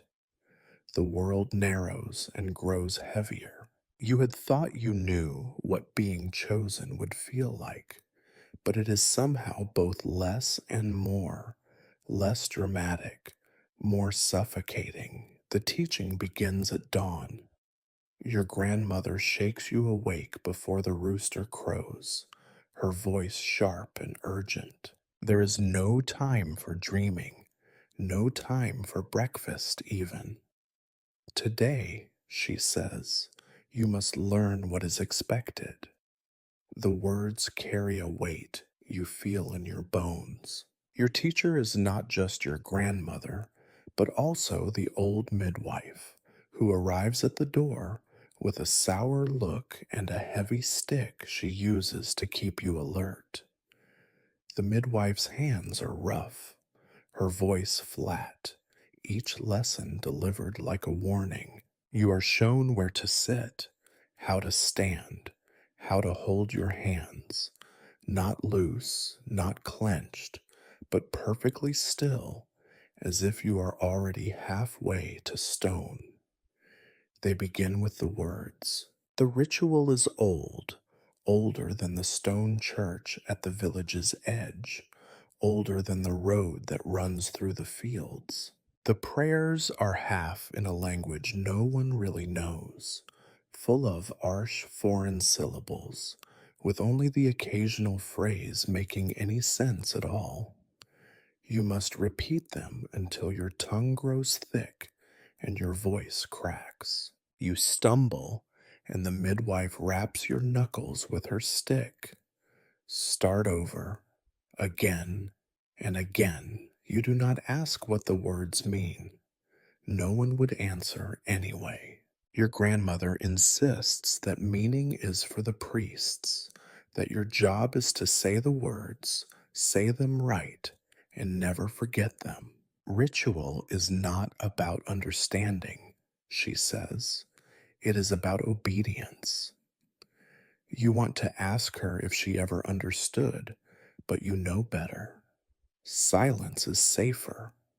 Once the prayers are memorized, you are taught the movements. These are even older, slow, precise gestures that seem more like the fumbling of an injured bird than anything sacred. You must move with care, with grace, with absolute precision. Your feet must not cross.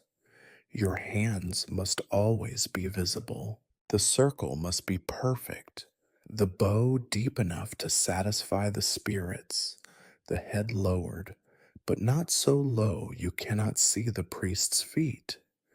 Each mistake earns a sigh, a correction, another hour of repetition. After the first day, your back aches, your knees are bruised, your throat is raw. Still, There is no rest. Every waking hour not spent on chores is spent on ritual. The village does not care that you are tired. The cows still need feeding. The wood must still be chopped.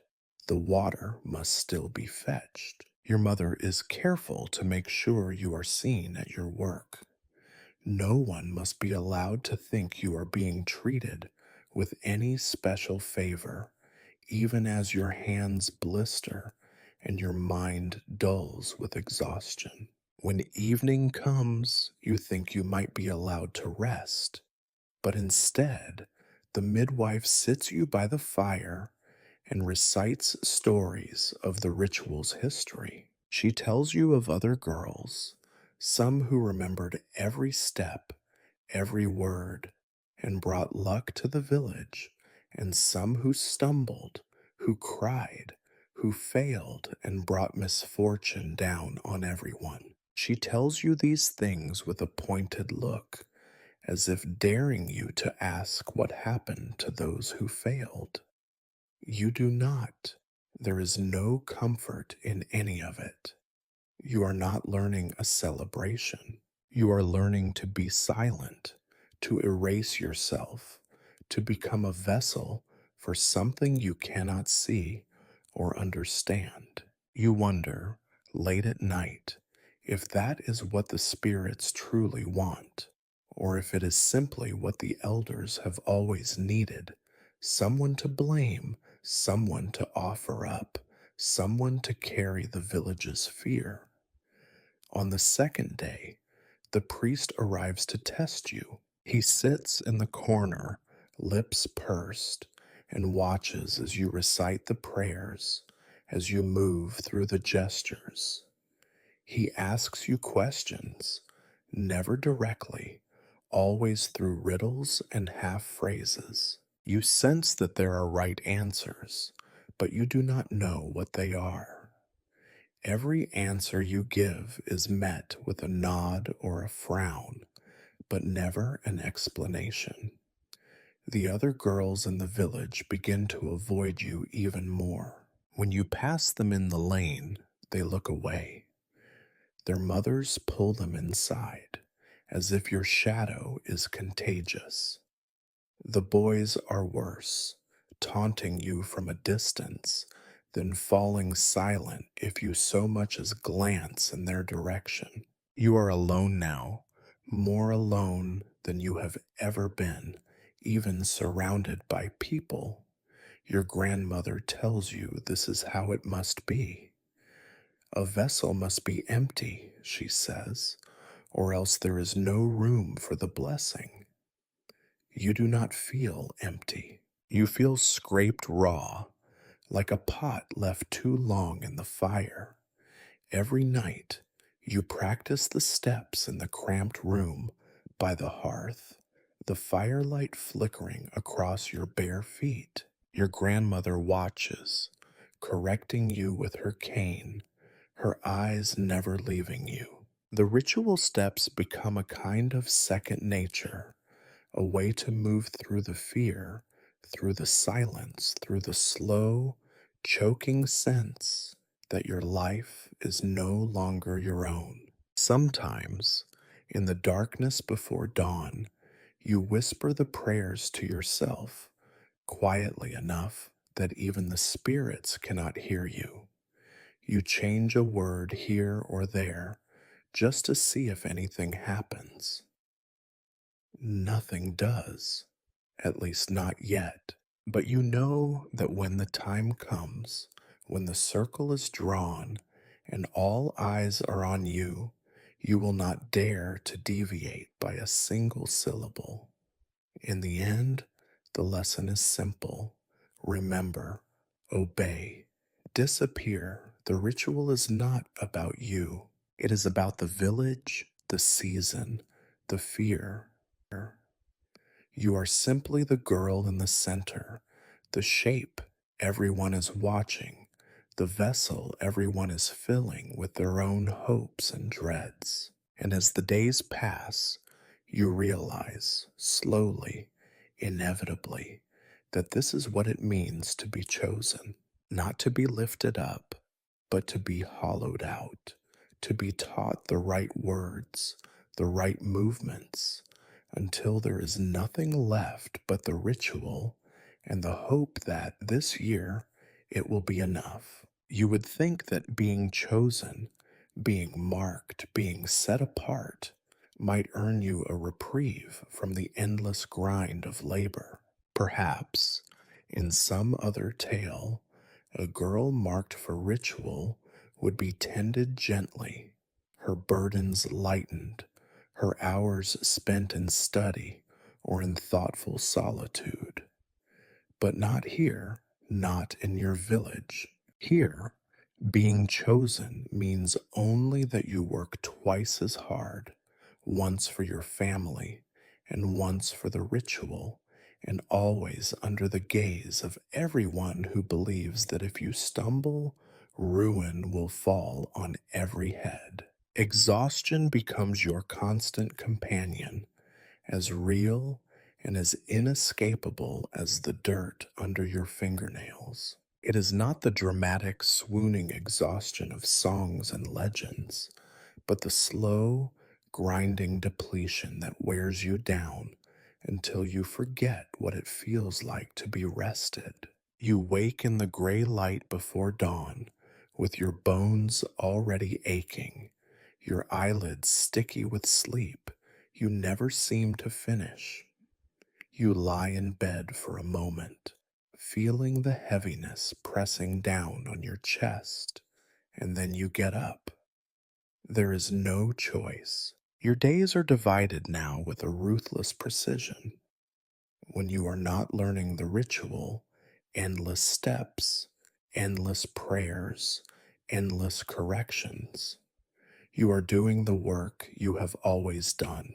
The water must still be fetched, the animals fed, the floors swept, the bread kneaded, the younger children watched.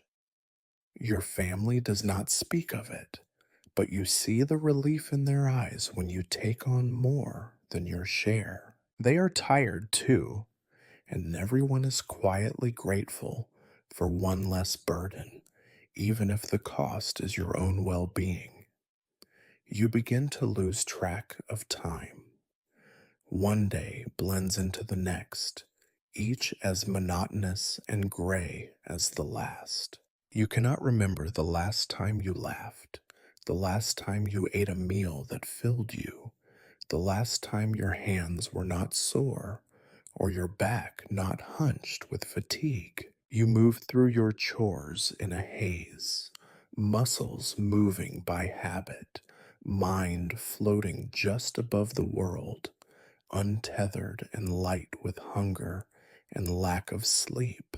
At night, sleep is fitful, haunted by dreams that leave you more tired than when you closed your eyes. Sometimes you dream of the ritual itself, of standing alone in the circle, all eyes upon you, your tongue refusing to form the words you have practiced 1,000 times. Sometimes you dream of running, of slipping out of the house in the dark and vanishing into the woods, away from all eyes, all rituals, all burdens.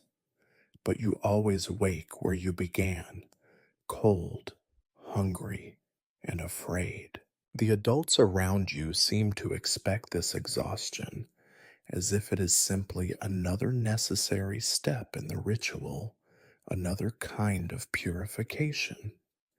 Your grandmother tells you that suffering makes you stronger, that hardship is a gift. You wonder if she really believes it, or if she simply does not know what else to say. Your mother looks at you with worry and pride mingled on her face. She pushes an extra crust of bread your way when she thinks no one is looking, and you eat it with tears stinging your eyes, knowing that it means she will go without. The midwife is merciless. She raps your knuckles when you stumble in the ritual steps, frowns at your slouching, tells you that your voice is too weak, your memory too slow. Do you want to bring shame on your family? She demands, and you shake your head, too tired even to answer. She pushes you harder, as if fatigue is only a kind of laziness, a sin that can be beaten out with enough effort. Your body starts to change in ways you cannot control. You are thinner, your arms and legs stringy and pale. Bruises bloom on your shins from bumping into furniture in your half asleep state. You develop headaches that throb behind your eyes, a dull pain that never quite fades. Your hands shake sometimes when you try to pour water or thread a needle. Your hair, scrubbed with lye and hacked short for cleanliness, stands out in uneven tufts, never quite clean, never quite dry. The rest of the village watches, as always. Some shake their heads, saying you look too weak for the ritual, that you will bring bad luck, that the elders should have chosen another. Others say nothing, but you feel their eyes on you, heavy with expectation, waiting for you to break or to prove them wrong. You try not to let it show, but you know you are failing. There are days when you can barely stand, when you lose your place in the prayers, when you forget a step and are forced to begin again, over and over, until you are dizzy with effort. In rare moments of stillness, you find yourself envying the animals, the cow, the chickens, even the old pig. They live by instinct, by hunger and cold and need, but never by expectation. No one demands that the cow spin in a circle or the chicken recite prayers. Their exhaustion is honest, simple, unburdened by the fear of letting everyone down.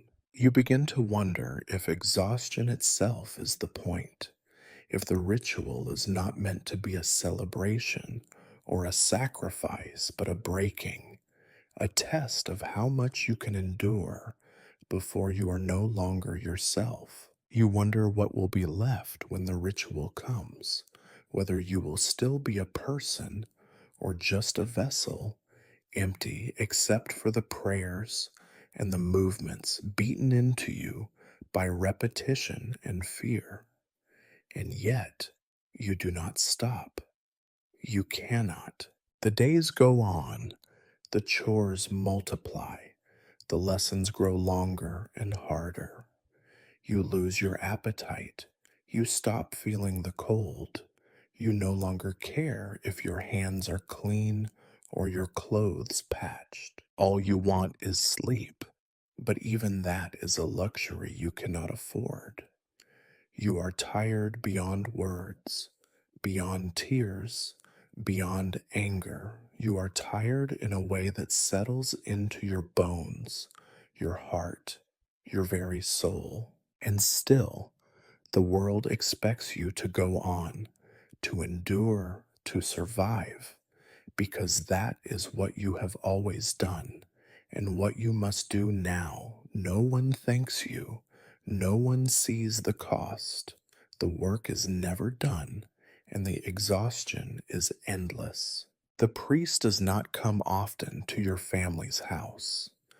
The church is a small, gray stone building at the edge of the village, and the priest belongs to the world of stone, not mud. When he does visit, it feels less like a blessing and more like an inspection, a weighing and measuring of souls and bodies, an opportunity to remind everyone how little and how much they owe. To me, though, he comes with purpose. You hear his voice before you see him, echoing outside the window as he confers with the village elder. The door opens with a groan. The room shrinks around him. his presence filling the air with a damp, cold heaviness, part incense, part rain soaked wool. He is not old, not young, his face both tired and alert, eyes the color of the river at dusk, unreadable, reflecting everything and nothing. He greets your grandmother with the distant politeness he reserves for those too stubborn to be cowed. Your mother bows her head, murmuring the words she always says, part welcome, part apology. Your brothers slink off to the corners, suddenly silent. The priest stands over you, and you too bow your head. There is no script for this, only the hope that you do not draw his attention for the wrong reasons. He sits on the stool your grandmother offers, folds his hands, and studies you. There is a pause that stretches, full of unasked questions. You wait, eyes on the floor, while he makes you feel as if your very soul is under scrutiny.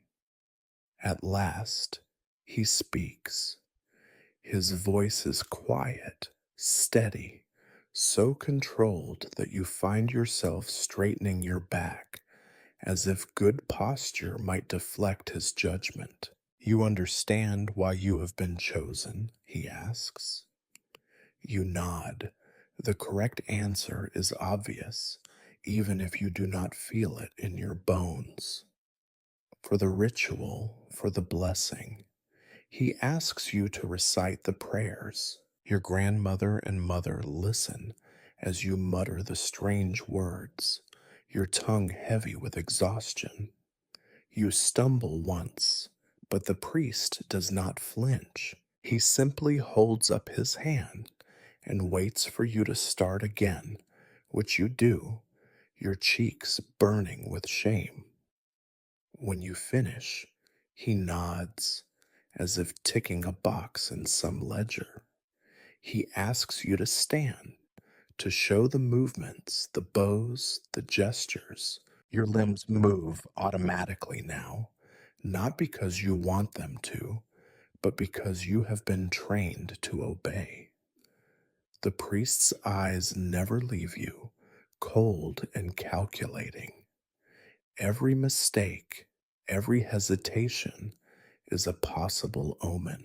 He corrects you once, gently, but firmly, moving your hands with his own. His fingers are cold and thin. The ritual must be precise, he says, or its power is wasted. Remember, the spirits do not care for excuses, only for obedience. He asks you questions about your dreams, about your health, about any unusual marks or pains. You answer truthfully, knowing that a lie will find you out, and that the priest has seen too many girls try and fail to conceal their fear. He listens, his face unreadable, as if measuring your words against some invisible standard. He turns to your mother, then your grandmother, questioning them about your childhood, your habits, your strengths and weaknesses. Has she been ill? Has she shown signs of rebellion? Does she follow orders without complaint? Your mother answers in careful, clipped sentences. Your grandmother is more direct. She is obedient, she says. She learns quickly. She works hard. The priest seems satisfied, or at least he does not show otherwise. There is a silence. You are not sure if it is over or if you are being tested still. Then he speaks to you directly, and there is no warmth in his voice, only a quiet certainty.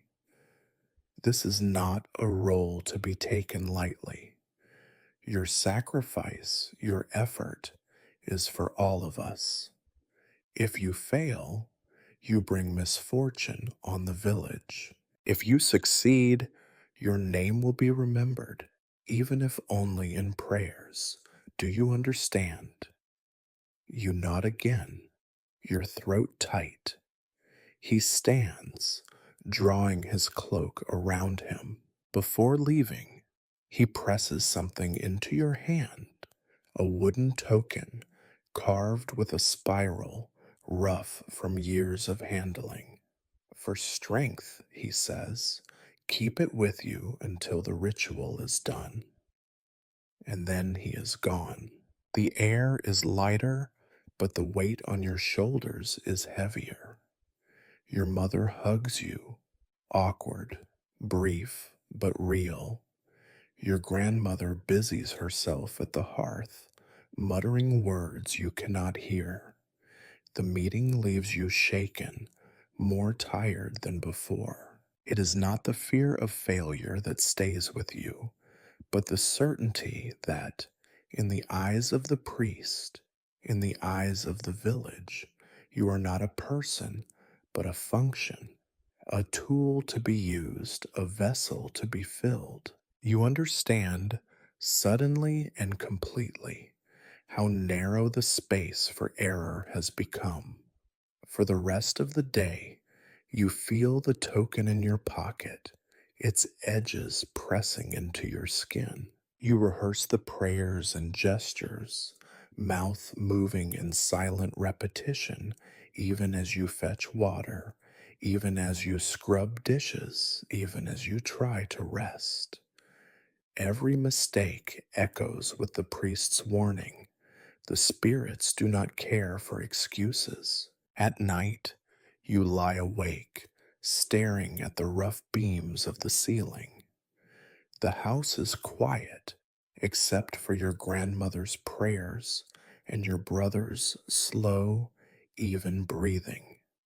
You clutch the token and imagine it giving you the strength you do not have. You wonder how many girls have done the same, how many have failed, and how many have simply endured. You promise yourself, silently, that you will not forget the words, not lose your place, not shame your family. But you also promise yourself that if you can, you will remember what it felt like to be seen, even for a moment, as a person and not just as a vessel.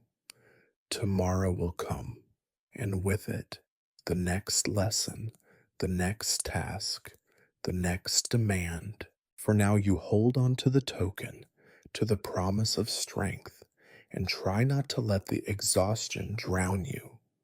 There is no announcement, no fanfare, no midnight toll of a bell to mark the eve of the ritual. You only know that it is your last night at home because you have been told so over and over in whispers and glances, in the tightening grip of your mother's hand and the uneasy silences around the hearth. It is a night like any other, except that everything is changed.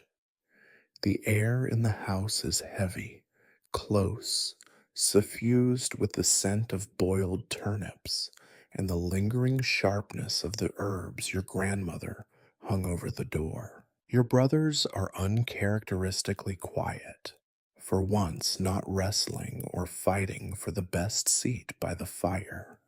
They watch you when they think you are not looking, their eyes round with a mixture of fear, envy, and a relief they would never admit. You do not blame them. You feel it too, a vague, guilty relief that whatever comes, you will not have to wonder any longer. Dinner is simple, more ritual than meal. Your mother has saved a heel of dark bread for you, pressed it into your palm with a seriousness that makes you want to cry. Eat, she says, as if bread could shield you from what is coming. Your grandmother murmurs a prayer over the stew, her words thick with old superstitions, her hands never quite still. She watches you eat, counting every bite, as if memorizing the shape of your mouth, the way your lips move, the curve of your jaw. You eat in silence, the fire popping in the hearth, the shadows on the wall lengthening as the evening grows late. There are no speeches, no reassurances, no promises that all will be well. In your village, hope is something you keep quiet and private, like a wound or a secret. Instead, your family offers you small comforts, a thicker blanket, a cup of weak beer, your mother's comb working gently through your hair, untangling every knot as if she could smooth away your fate as well. After the meal, your grandmother calls you to her side. She presses something small and hard into your hand, a dull copper coin, its face worn blank by time and worry. For luck, she says, but you know it is also for memory. She tells you, in a voice like dry leaves, about her own last night with her mother, about rituals performed in winters so cold that the water froze before it hit the ground, about girls who sang to themselves in the dark to keep their courage. She does not tell you what happened to them.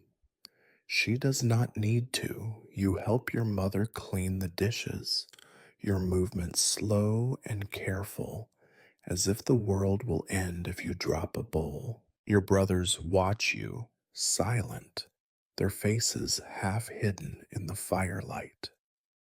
The youngest tries to press a pebble into your hand, his only treasure, a stone he found by the river, polished smooth by years of water and worry. You close your fingers around it, and his face breaks into a quick, uncertain smile before he ducks away. Bedtime comes early, as it always does when there is nothing left to do and the darkness presses against the windows. You wrap yourself in your blanket, its wool scratchy and warm, and lie on your side facing the fire. Your mother sits beside you, humming a tune you recognize but cannot name.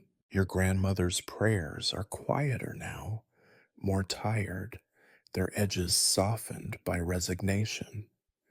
No one tells you to sleep, but you close your eyes anyway. You try to count your breaths, to slow your heartbeat, to remember the words of the prayers and the steps of the ritual, just in case they slip away in the night. You listen to the sounds of your family settling around you, the creak of the boards, the soft sigh of your mother, the uneven breathing of your brothers, your grandmother's whisper fading into silence.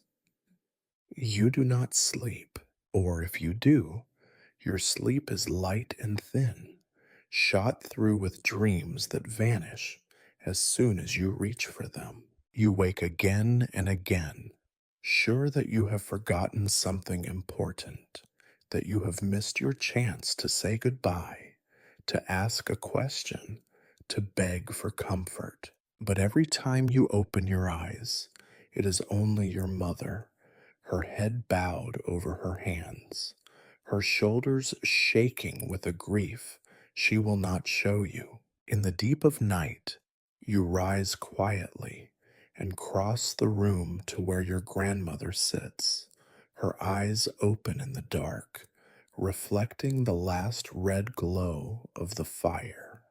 She takes your hand in hers, bony and dry, and squeezes once. You are strong, she says, her voice rough.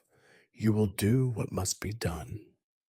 You nod, unable to speak, the lump in your throat too large for words. The house is quieter than ever, the silence punctuated only by the wind rattling the shutters and the distant cry of an animal in the woods. You lie back down, curling into yourself, the coin and the pebble clutched in your hand. You try to remember the warmth of the fire, the taste of the bread, the sound of your mother's song. You try to remember what it feels like to belong. As dawn creeps into the room, you are not sure if you are more afraid of what you are leaving or what lies ahead. The world has grown impossibly small. A house, a family, a girl and her fate. When the morning comes, you know you will be someone else, or at least that is what everyone expects. The last night is not full of stories or reassurances or grand gestures. It is full of the things you will carry with you, the weight of a hand on your shoulder, the warmth of a blanket, the taste of bread, the press of small treasures in your palm. You do not cry. You do not pray for rescue. You only hope, quietly, that you remember how to be yourself, no matter what the ritual tries to make of you. The sky outside is turning pale, and the day is already waiting. You rise, fold your blanket, and step quietly into the morning, your family's silence a heavy cloak around your shoulders. The last night is over. The rest, you know, will belong to the ritual and to whatever comes after. Dawn is colorless, thin and sharp, leaking into the corners of your family's home as if the light itself is reluctant to witness what comes next. You rise quietly, not so much out of respect as necessity. There is no rest to be found in the dark, and the first hint of light is just another summons to duty. Your mother is already awake, her face drawn and pale as she helps you dress.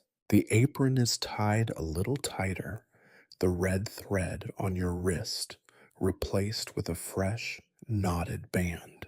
The small treasures, your brother's pebble, your grandmother's coin, are tucked deep into your pocket, hidden from the eyes of others, but heavy against your skin. No one says much. There is nothing left to say. Your grandmother bakes the sign against evil over you, her lips moving too fast for you to catch the words. Your brothers stand awkwardly in the doorway, eyes fixed on the floor, not daring to look at you directly. Your mother touches your cheek, lingers for a moment, and then steps away. The world has already begun to close around you, shaping your path, shrinking your choices, turning you from a girl into a symbol. Outside, the village is gathering. News moves faster than any bell or messenger. By the time you step over the threshold, most of the villagers are already waiting. They stand in clusters, shifting from foot to foot in the mud, their faces pale in the dawn light. No one speaks above a whisper. You see the elders standing near the church, their robes damp with dew, their eyes following your every movement. Somewhere, a dog barks, then falls silent.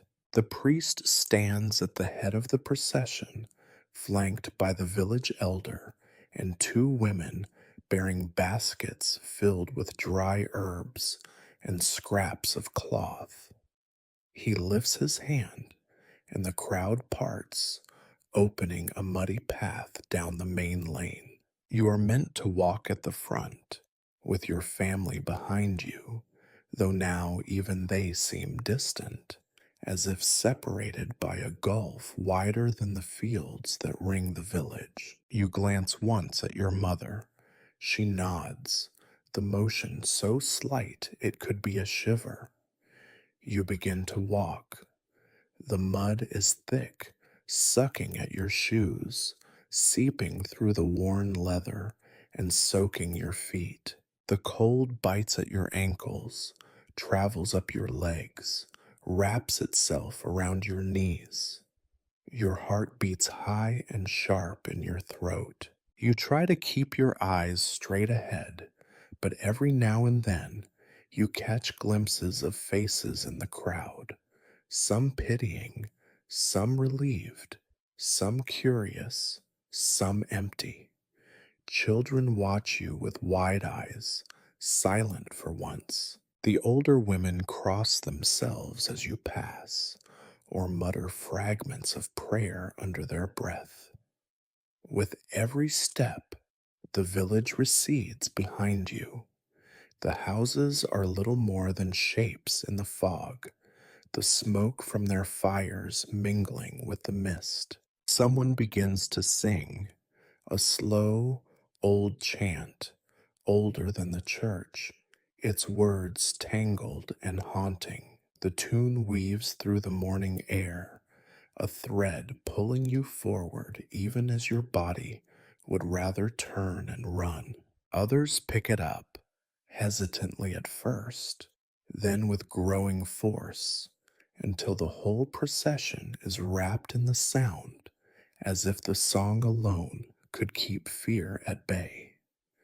The path grows rougher as you near the edge of the village. The procession moves more slowly now, the crowd pressing in but never quite touching you. The priest raises a hand, and the singing fades. The women with the baskets come forward, scattering herbs in your path, their scents sharp and strange: wormwood, lavender, rue. The ground crunches beneath your feet, a patchwork of frost and dead leaves and brittle stalks. You become aware of your body in a new way. The raw places where the soap and scrubbing have left your skin too thin, the tightness of the thread around your wrist, the ache in your legs from days of exhaustion. You feel every eye upon you, every breath of cold air, every twist of your stomach. You do not allow yourself to stumble. You do not cry. At the village edge, the procession halts. Here, at the boundary between the known and the unknown, the world seems to hesitate. The priest steps forward and murmurs a prayer, marking the air with the sign of the cross. Then something older, his hand moving in a spiral, a gesture not taught in church, but learned from grandmothers and old stories. The villagers bow their heads. You feel the weight of their expectations settle more heavily than ever. You are handed a cup, thin wood, smelling faintly of smoke and bitter herbs. You are meant to drink. The liquid inside is sharp, cold, biting. It burns your tongue and throat.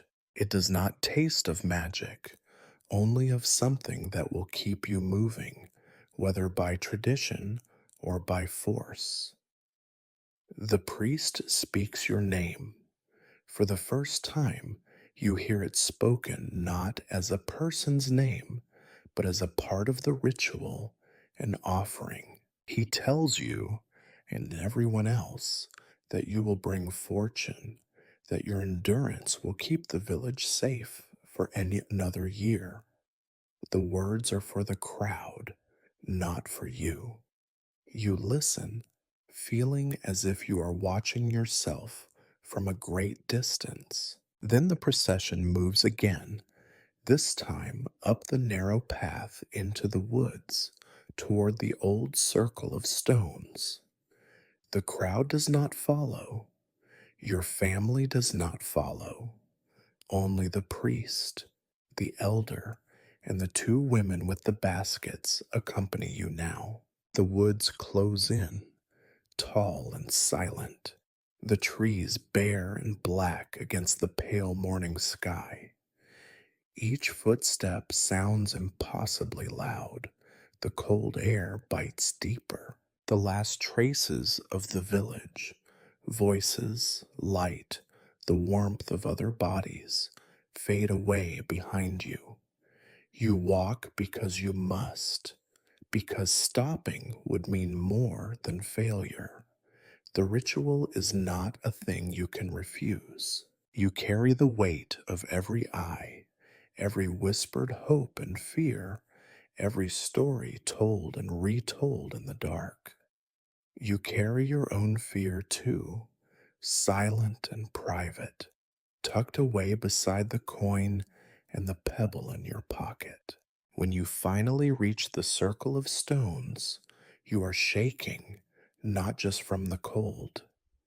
The others arrange themselves around you, their faces impassive, their hands full of old magic and new responsibility. The wind stirs the herbs scattered on the ground.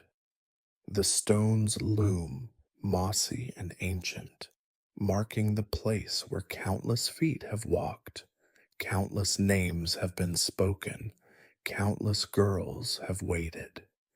You stand in the center. You do not look back. The procession is over. The ritual is about to begin. The world narrows to the cold air in your lungs, the rough bite of stones under your bare feet, the tangle of voices at the edge of your hearing. Here, at the ancient circle, time feels different, slower, heavier, older than the village you left behind. The stones are taller than you remember, their moss covered faces streaked with frost and shadow. You stand at the center, alone, though you sense the presence of all who have come before you and all who may come after. The priest and the elder circle the perimeter, heads bowed, murmuring prayers and instructions in a language that is more rhythm than meaning. The two women with their baskets move in and out of the circle, casting handfuls of herbs onto the ground, marking the air with their scents, sharp, bitter, strangely comforting. The sky above is the color of old tin, low and unmoving. There is no warmth. The priest steps forward.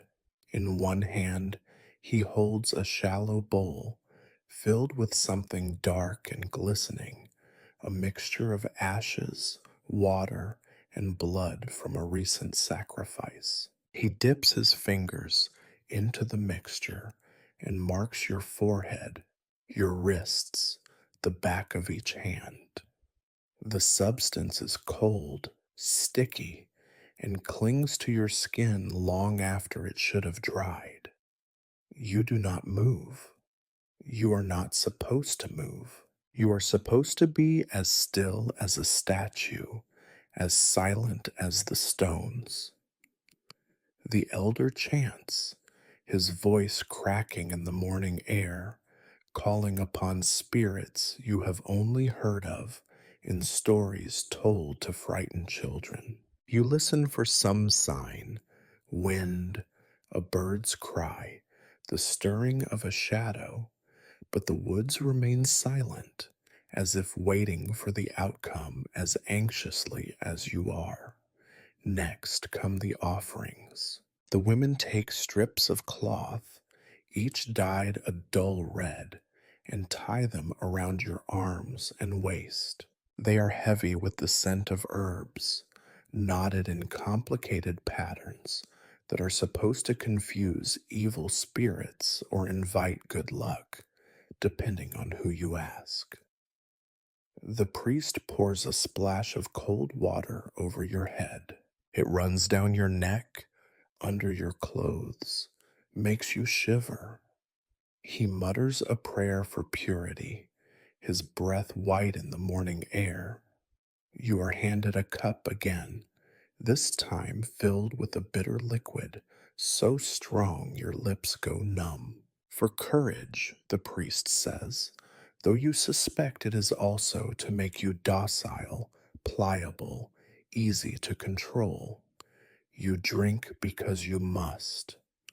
The taste lingers, metallic and sharp, a reminder that even your mouth is no longer yours. The elder calls for the ritual words, and you begin. Your voice is small at first, then grows stronger as the old phrases tumble from your tongue. You recite what you have practiced for weeks, stumbling only once, quickly corrected by a sharp glance from the midwife. Each word feels heavy, dragged up from somewhere beneath your ribs. The air tastes of ash and fear. You move through the steps as you have been taught. Slow, deliberate gestures, hands open, head bowed, feet tracing a circle in the dirt.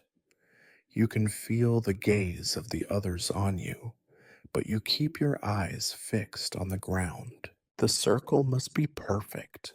The prayers must be flawless.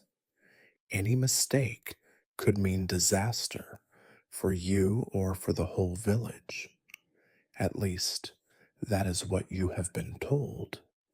The cold is relentless. Your bare skin prickles. Your teeth ache from clenching. Your toes begin to go numb. But you do not shiver. You do not let your discomfort show. Weakness is an invitation for bad luck, for gossip, for another round of purifying rituals. When the last words are spoken, the priest steps forward again. He draws a line across your forehead with his thumb, leaving a greasy smear of ashes. You are marked, he intones. The village is protected. The women toss more herbs onto the fire at the edge of the circle, and the smoke coils around you, stinging your eyes, making you cough. Do not move, the midwife warns, not until the smoke passes. You stand, blinking tears from your eyes, feeling the world shift. For a moment, you are dizzy, unsteady, as if the earth itself is rolling beneath your feet. The sensation passes, leaving behind only emptiness, exhaustion, and the faint scent of burnt rosemary clinging to your hair and clothes. The priest addresses the circle, his voice solemn. He speaks of sacrifice, of duty, of the old ways that keep the village safe. He speaks of you as if you are not there, a symbol, an offering, a vessel into which everyone's fear and hope has been poured. The others echo his words, repeating them in rough, uncertain voices, their faces pale and drawn. No one asks you how you feel. No one looks you in the eye. In that moment, you become something less and something more than yourself. You are not hungry or tired or frightened. You are a shape, a story, an answer to a question no one dares ask aloud. When the ritual is over, the priest and the elder step back. The two women move to untie the red cloths, gathering them into a heap for burning. The priest blesses you with a final wave of his hand. You have done your part, he says. Now let the spirits do theirs. You are not sure what that means. The wind picks up, cold and sharp, scattering ashes and bits of herb across the stones. The others withdraw, leaving you alone in the center of the circle, watched only by the silent trees and the ghosts of all those who have stood here before you. You do not move until you are told. You do not speak. You are part of the ritual now, and the ritual is not finished. As the sun crawls higher, the others return and guide you gently to the edge of the stones. Rest now, the midwife says, but her face is unreadable. You sit where you are told, knees drawn to your chest, hands numb and trembling. The priest and the elder gather up the ashes and the burnt offerings, and the procession prepares to return to the village. But you are left behind. You watch them go, their shapes vanishing into the trees, the chant fading into silence. The cold settles in your bones. You sit, unmoving, a figure carved from wood and fear, uncertain if you are more alive or less than when you arrived. The ritual is over, or at least the part that everyone else can see is over. For you, the longest part is just beginning. The world is very quiet after the ritual. For a long time, you do not move. You are not supposed to move. No one has told you that directly, but the weight of the ritual, of the smoke and the chanting, holds you in place more firmly than any command could. The others have melted away, leaving you sitting on the cold ground at the center of the old stone circle, a patch of trampled earth and ash beneath you.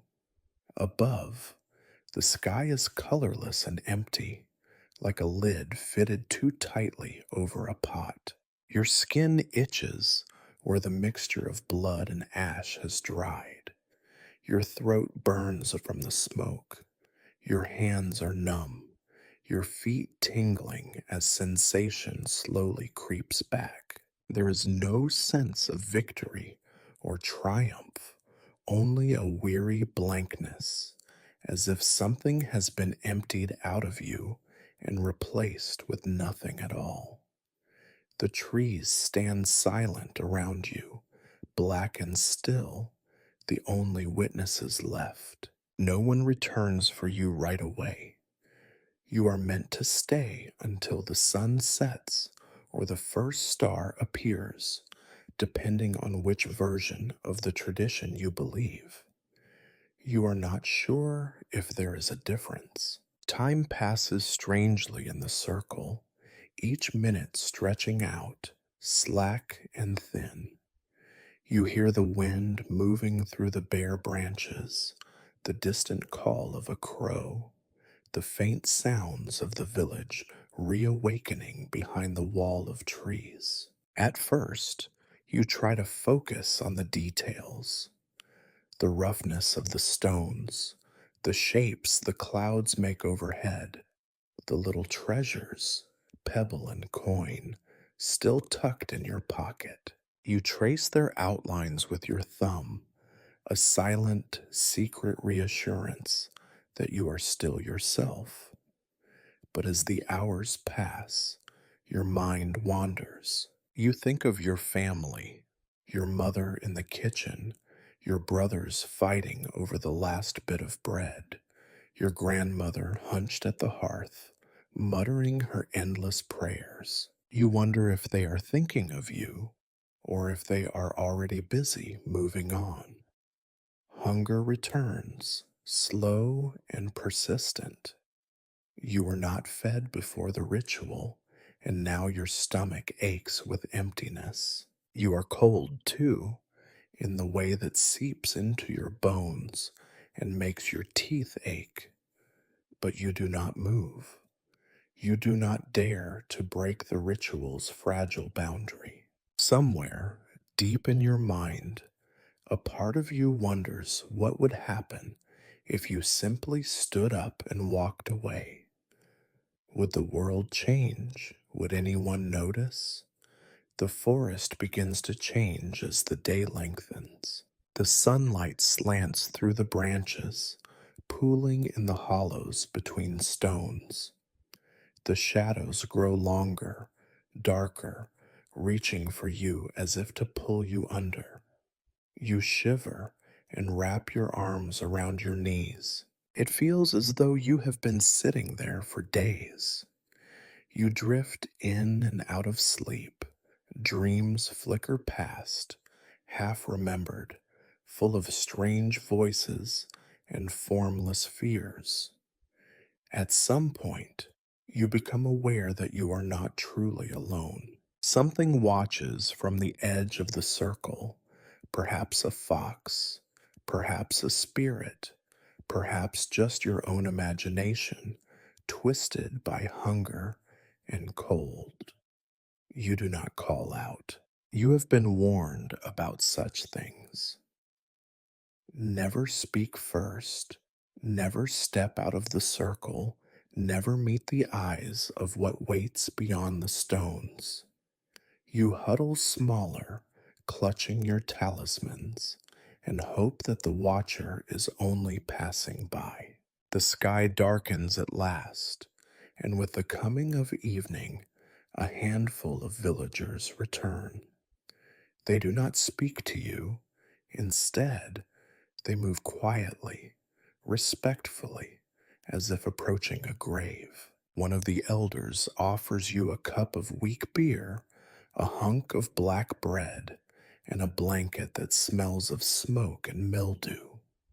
You eat and drink slowly, forcing each mouthful down your dry throat. The bread is hard and stale, but it fills the empty space inside you. There is no celebration, no song, no gathering. The villagers linger at the edge of the circle, speaking in low voices. They avoid looking at you directly, as if you might still be contagious. The priest offers a short prayer, thanking the spirits, blessing the land, marking the end of the ritual. He does not bless you. You are not quite sure whether this is meant as kindness or indifference. You are led back to the village, wrapped in the blanket, shuffling between the elder and the priest. The world looks different, smaller, flatter, more ordinary. The path that seemed so long and terrible in the morning is just a strip of mud between the fields. The villagers watch as you pass, eyes darting away when you try to meet them. You have been changed in their eyes, marked and mysterious, but still yourself, or something close enough. When you reach your family's house, your mother hugs you, briefly, tightly, then lets you go as if afraid to hold you too long. Your brothers stare, your grandmother weeps. You are given a bowl of weak broth and told to rest, but no one sits with you. The house feels both safer and more alien than before, as if you are a guest in your own life. That night, you sleep alone, wrapped in the ritual blanket, the smell of ash and herbs thick in your hair. You dream of circles, of eyes watching from the dark, of footsteps in the snow. When you wake, your body is sore, your mouth dry, your mind buzzing with fragments of the ritual that refuse to settle. No one speaks of what happened. The ritual is done. The village has been protected, at least for now. You are alive, and that is all anyone will say. Life moves on. Animals must be fed, water fetched, bread baked. The ache in your stomach is replaced by the ache in your muscles, the ritual replaced by the endless cycle of work and hunger. Yet something is different. You are not sure what it is. You carry the memory of the ritual inside you, as real as the coin and the pebble still hidden in your pocket. The world looks the same, but you know you are not. You walk a little more slowly. You speak a little less. You notice the way people avoid you in the lanes, the way they lower their voices when you enter a room. You do not know if you are special or cursed or simply unlucky, but you know you survived, and in your village, that is almost the same as being chosen. There is no return to the way things were. In your mind, you have walked back through the door of your house, slipped back into the old rhythm, chores, meals, the soft background hum of your family moving through their own struggles. But the village has a long memory, and the ritual leaves marks that soap and time cannot wash away. At first, you feel more ghost than girl. People avoid your gaze in the lanes. When you pass the well or the oven or the fields, conversations stall and pick up only after you are out of earshot. Children point and whisper, hiding behind their mothers' skirts. The old women make gestures of protection as you go by, crossing themselves, muttering prayers, spitting to ward off whatever lingers about you now. It would be easy to imagine this is about respect. It is not. The air of avoidance, the new silence that fills every gap, is not reverence. It is suspicion. It is relief. It is the same mix of fear and envy that was there before, only now given more shape, a form that fits you like an old, rough cloak. You are a reminder of something everyone would rather forget: the danger that lives under the skin of everyday life, the threat that must be warded off with rituals and sacrifices. Your family tries to carry on as before, but you sense the change in them too. Your mother watches you when she thinks you are not looking, her face drawn, half proud and half terrified, as if she is waiting to see whether you will turn into something unrecognizable. Your grandmother treats you with a wary gentleness, pressing another charm into your hand, just in case. Your brothers have new stories to tell: how their sisters stood in the stones, how the spirits listened, how nothing in the house broke or bled. That night, you become a piece of village folklore, even as you scrub the same floors, mend the same shirts, fetch the same heavy water. If you hoped for relief from work, you are disappointed. The routine returns, more demanding than ever, as if the ritual has made you stronger, or at least as if others expect it has. Your chores do not vanish. The animals still need you. The mud still creeps under the door. The woodpile does not fill itself. If anything, the others step a little further away, just in case. You carry buckets and scrub pots and sweep ashes alone, the weight of your own silence pressing on your chest. Some nights, you hear your name spoken in the dark. Sometimes it is praise. She was brave, our girl. Sometimes it is warning. Remember what happened last time someone did not follow the steps. You become a moral lesson, a cautionary tale. At first, you try to correct them, to insist you are the same as before, but the effort wears you out. People prefer their stories tidy. In time, you learn to let them have it. There are gifts too, strange, uneasy gifts left on your doorstep or pressed into your hand by nervous neighbors.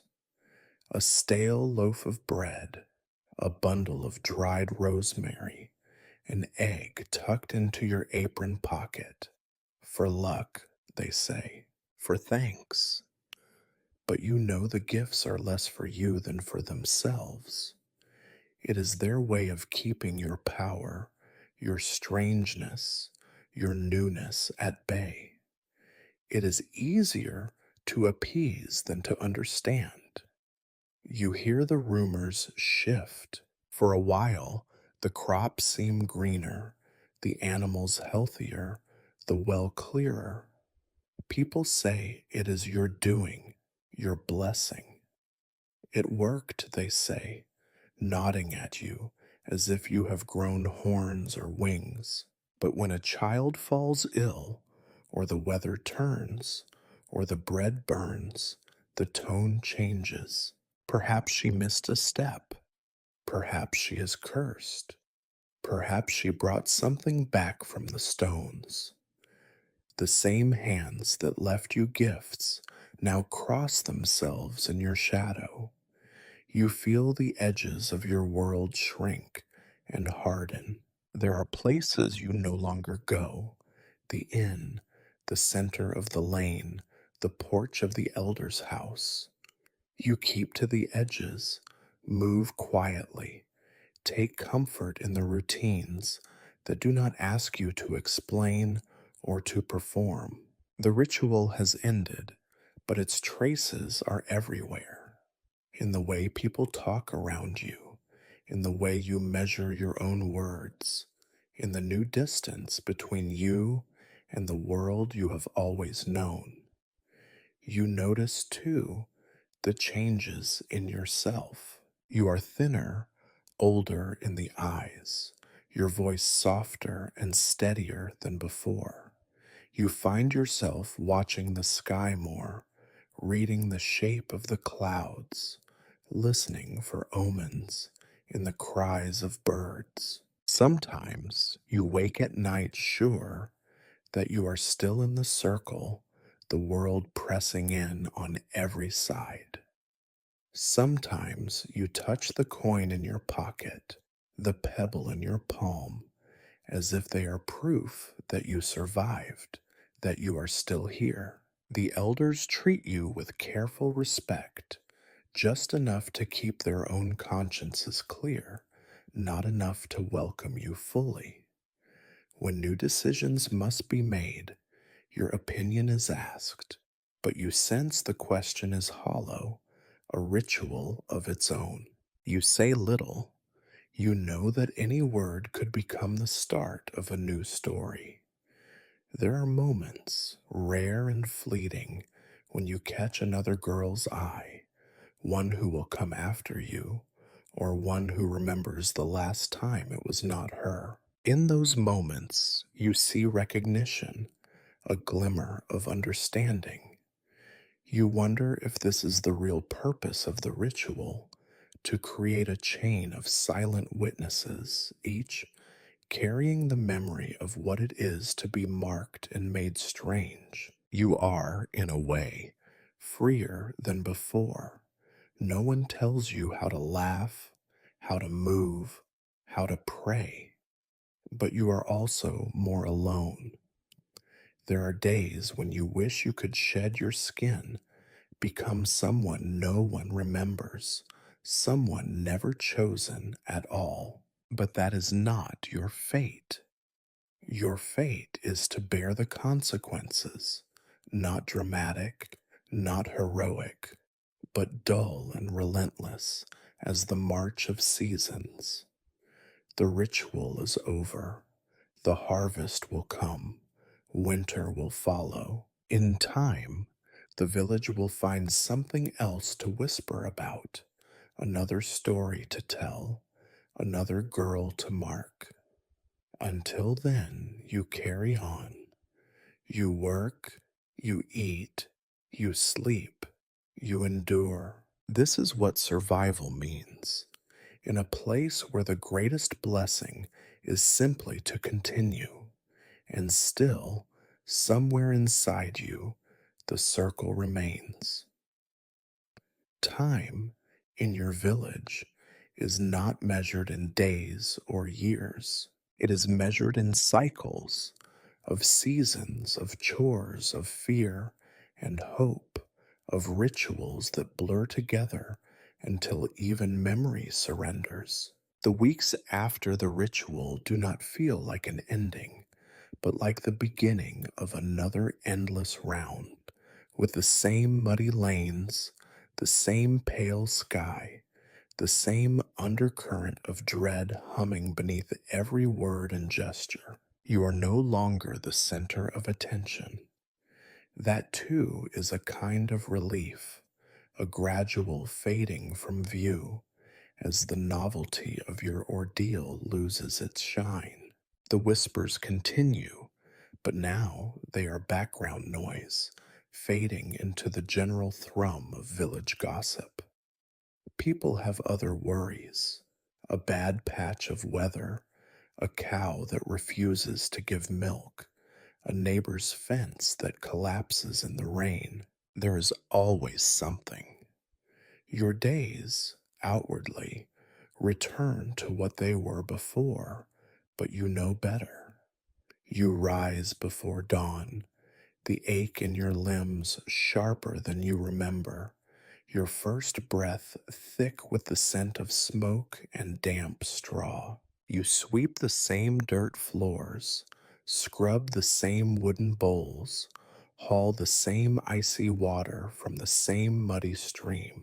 You walk the lanes, hands red and chapped, head bowed, not in shame, but in the practiced habit of someone who has learned not to draw attention.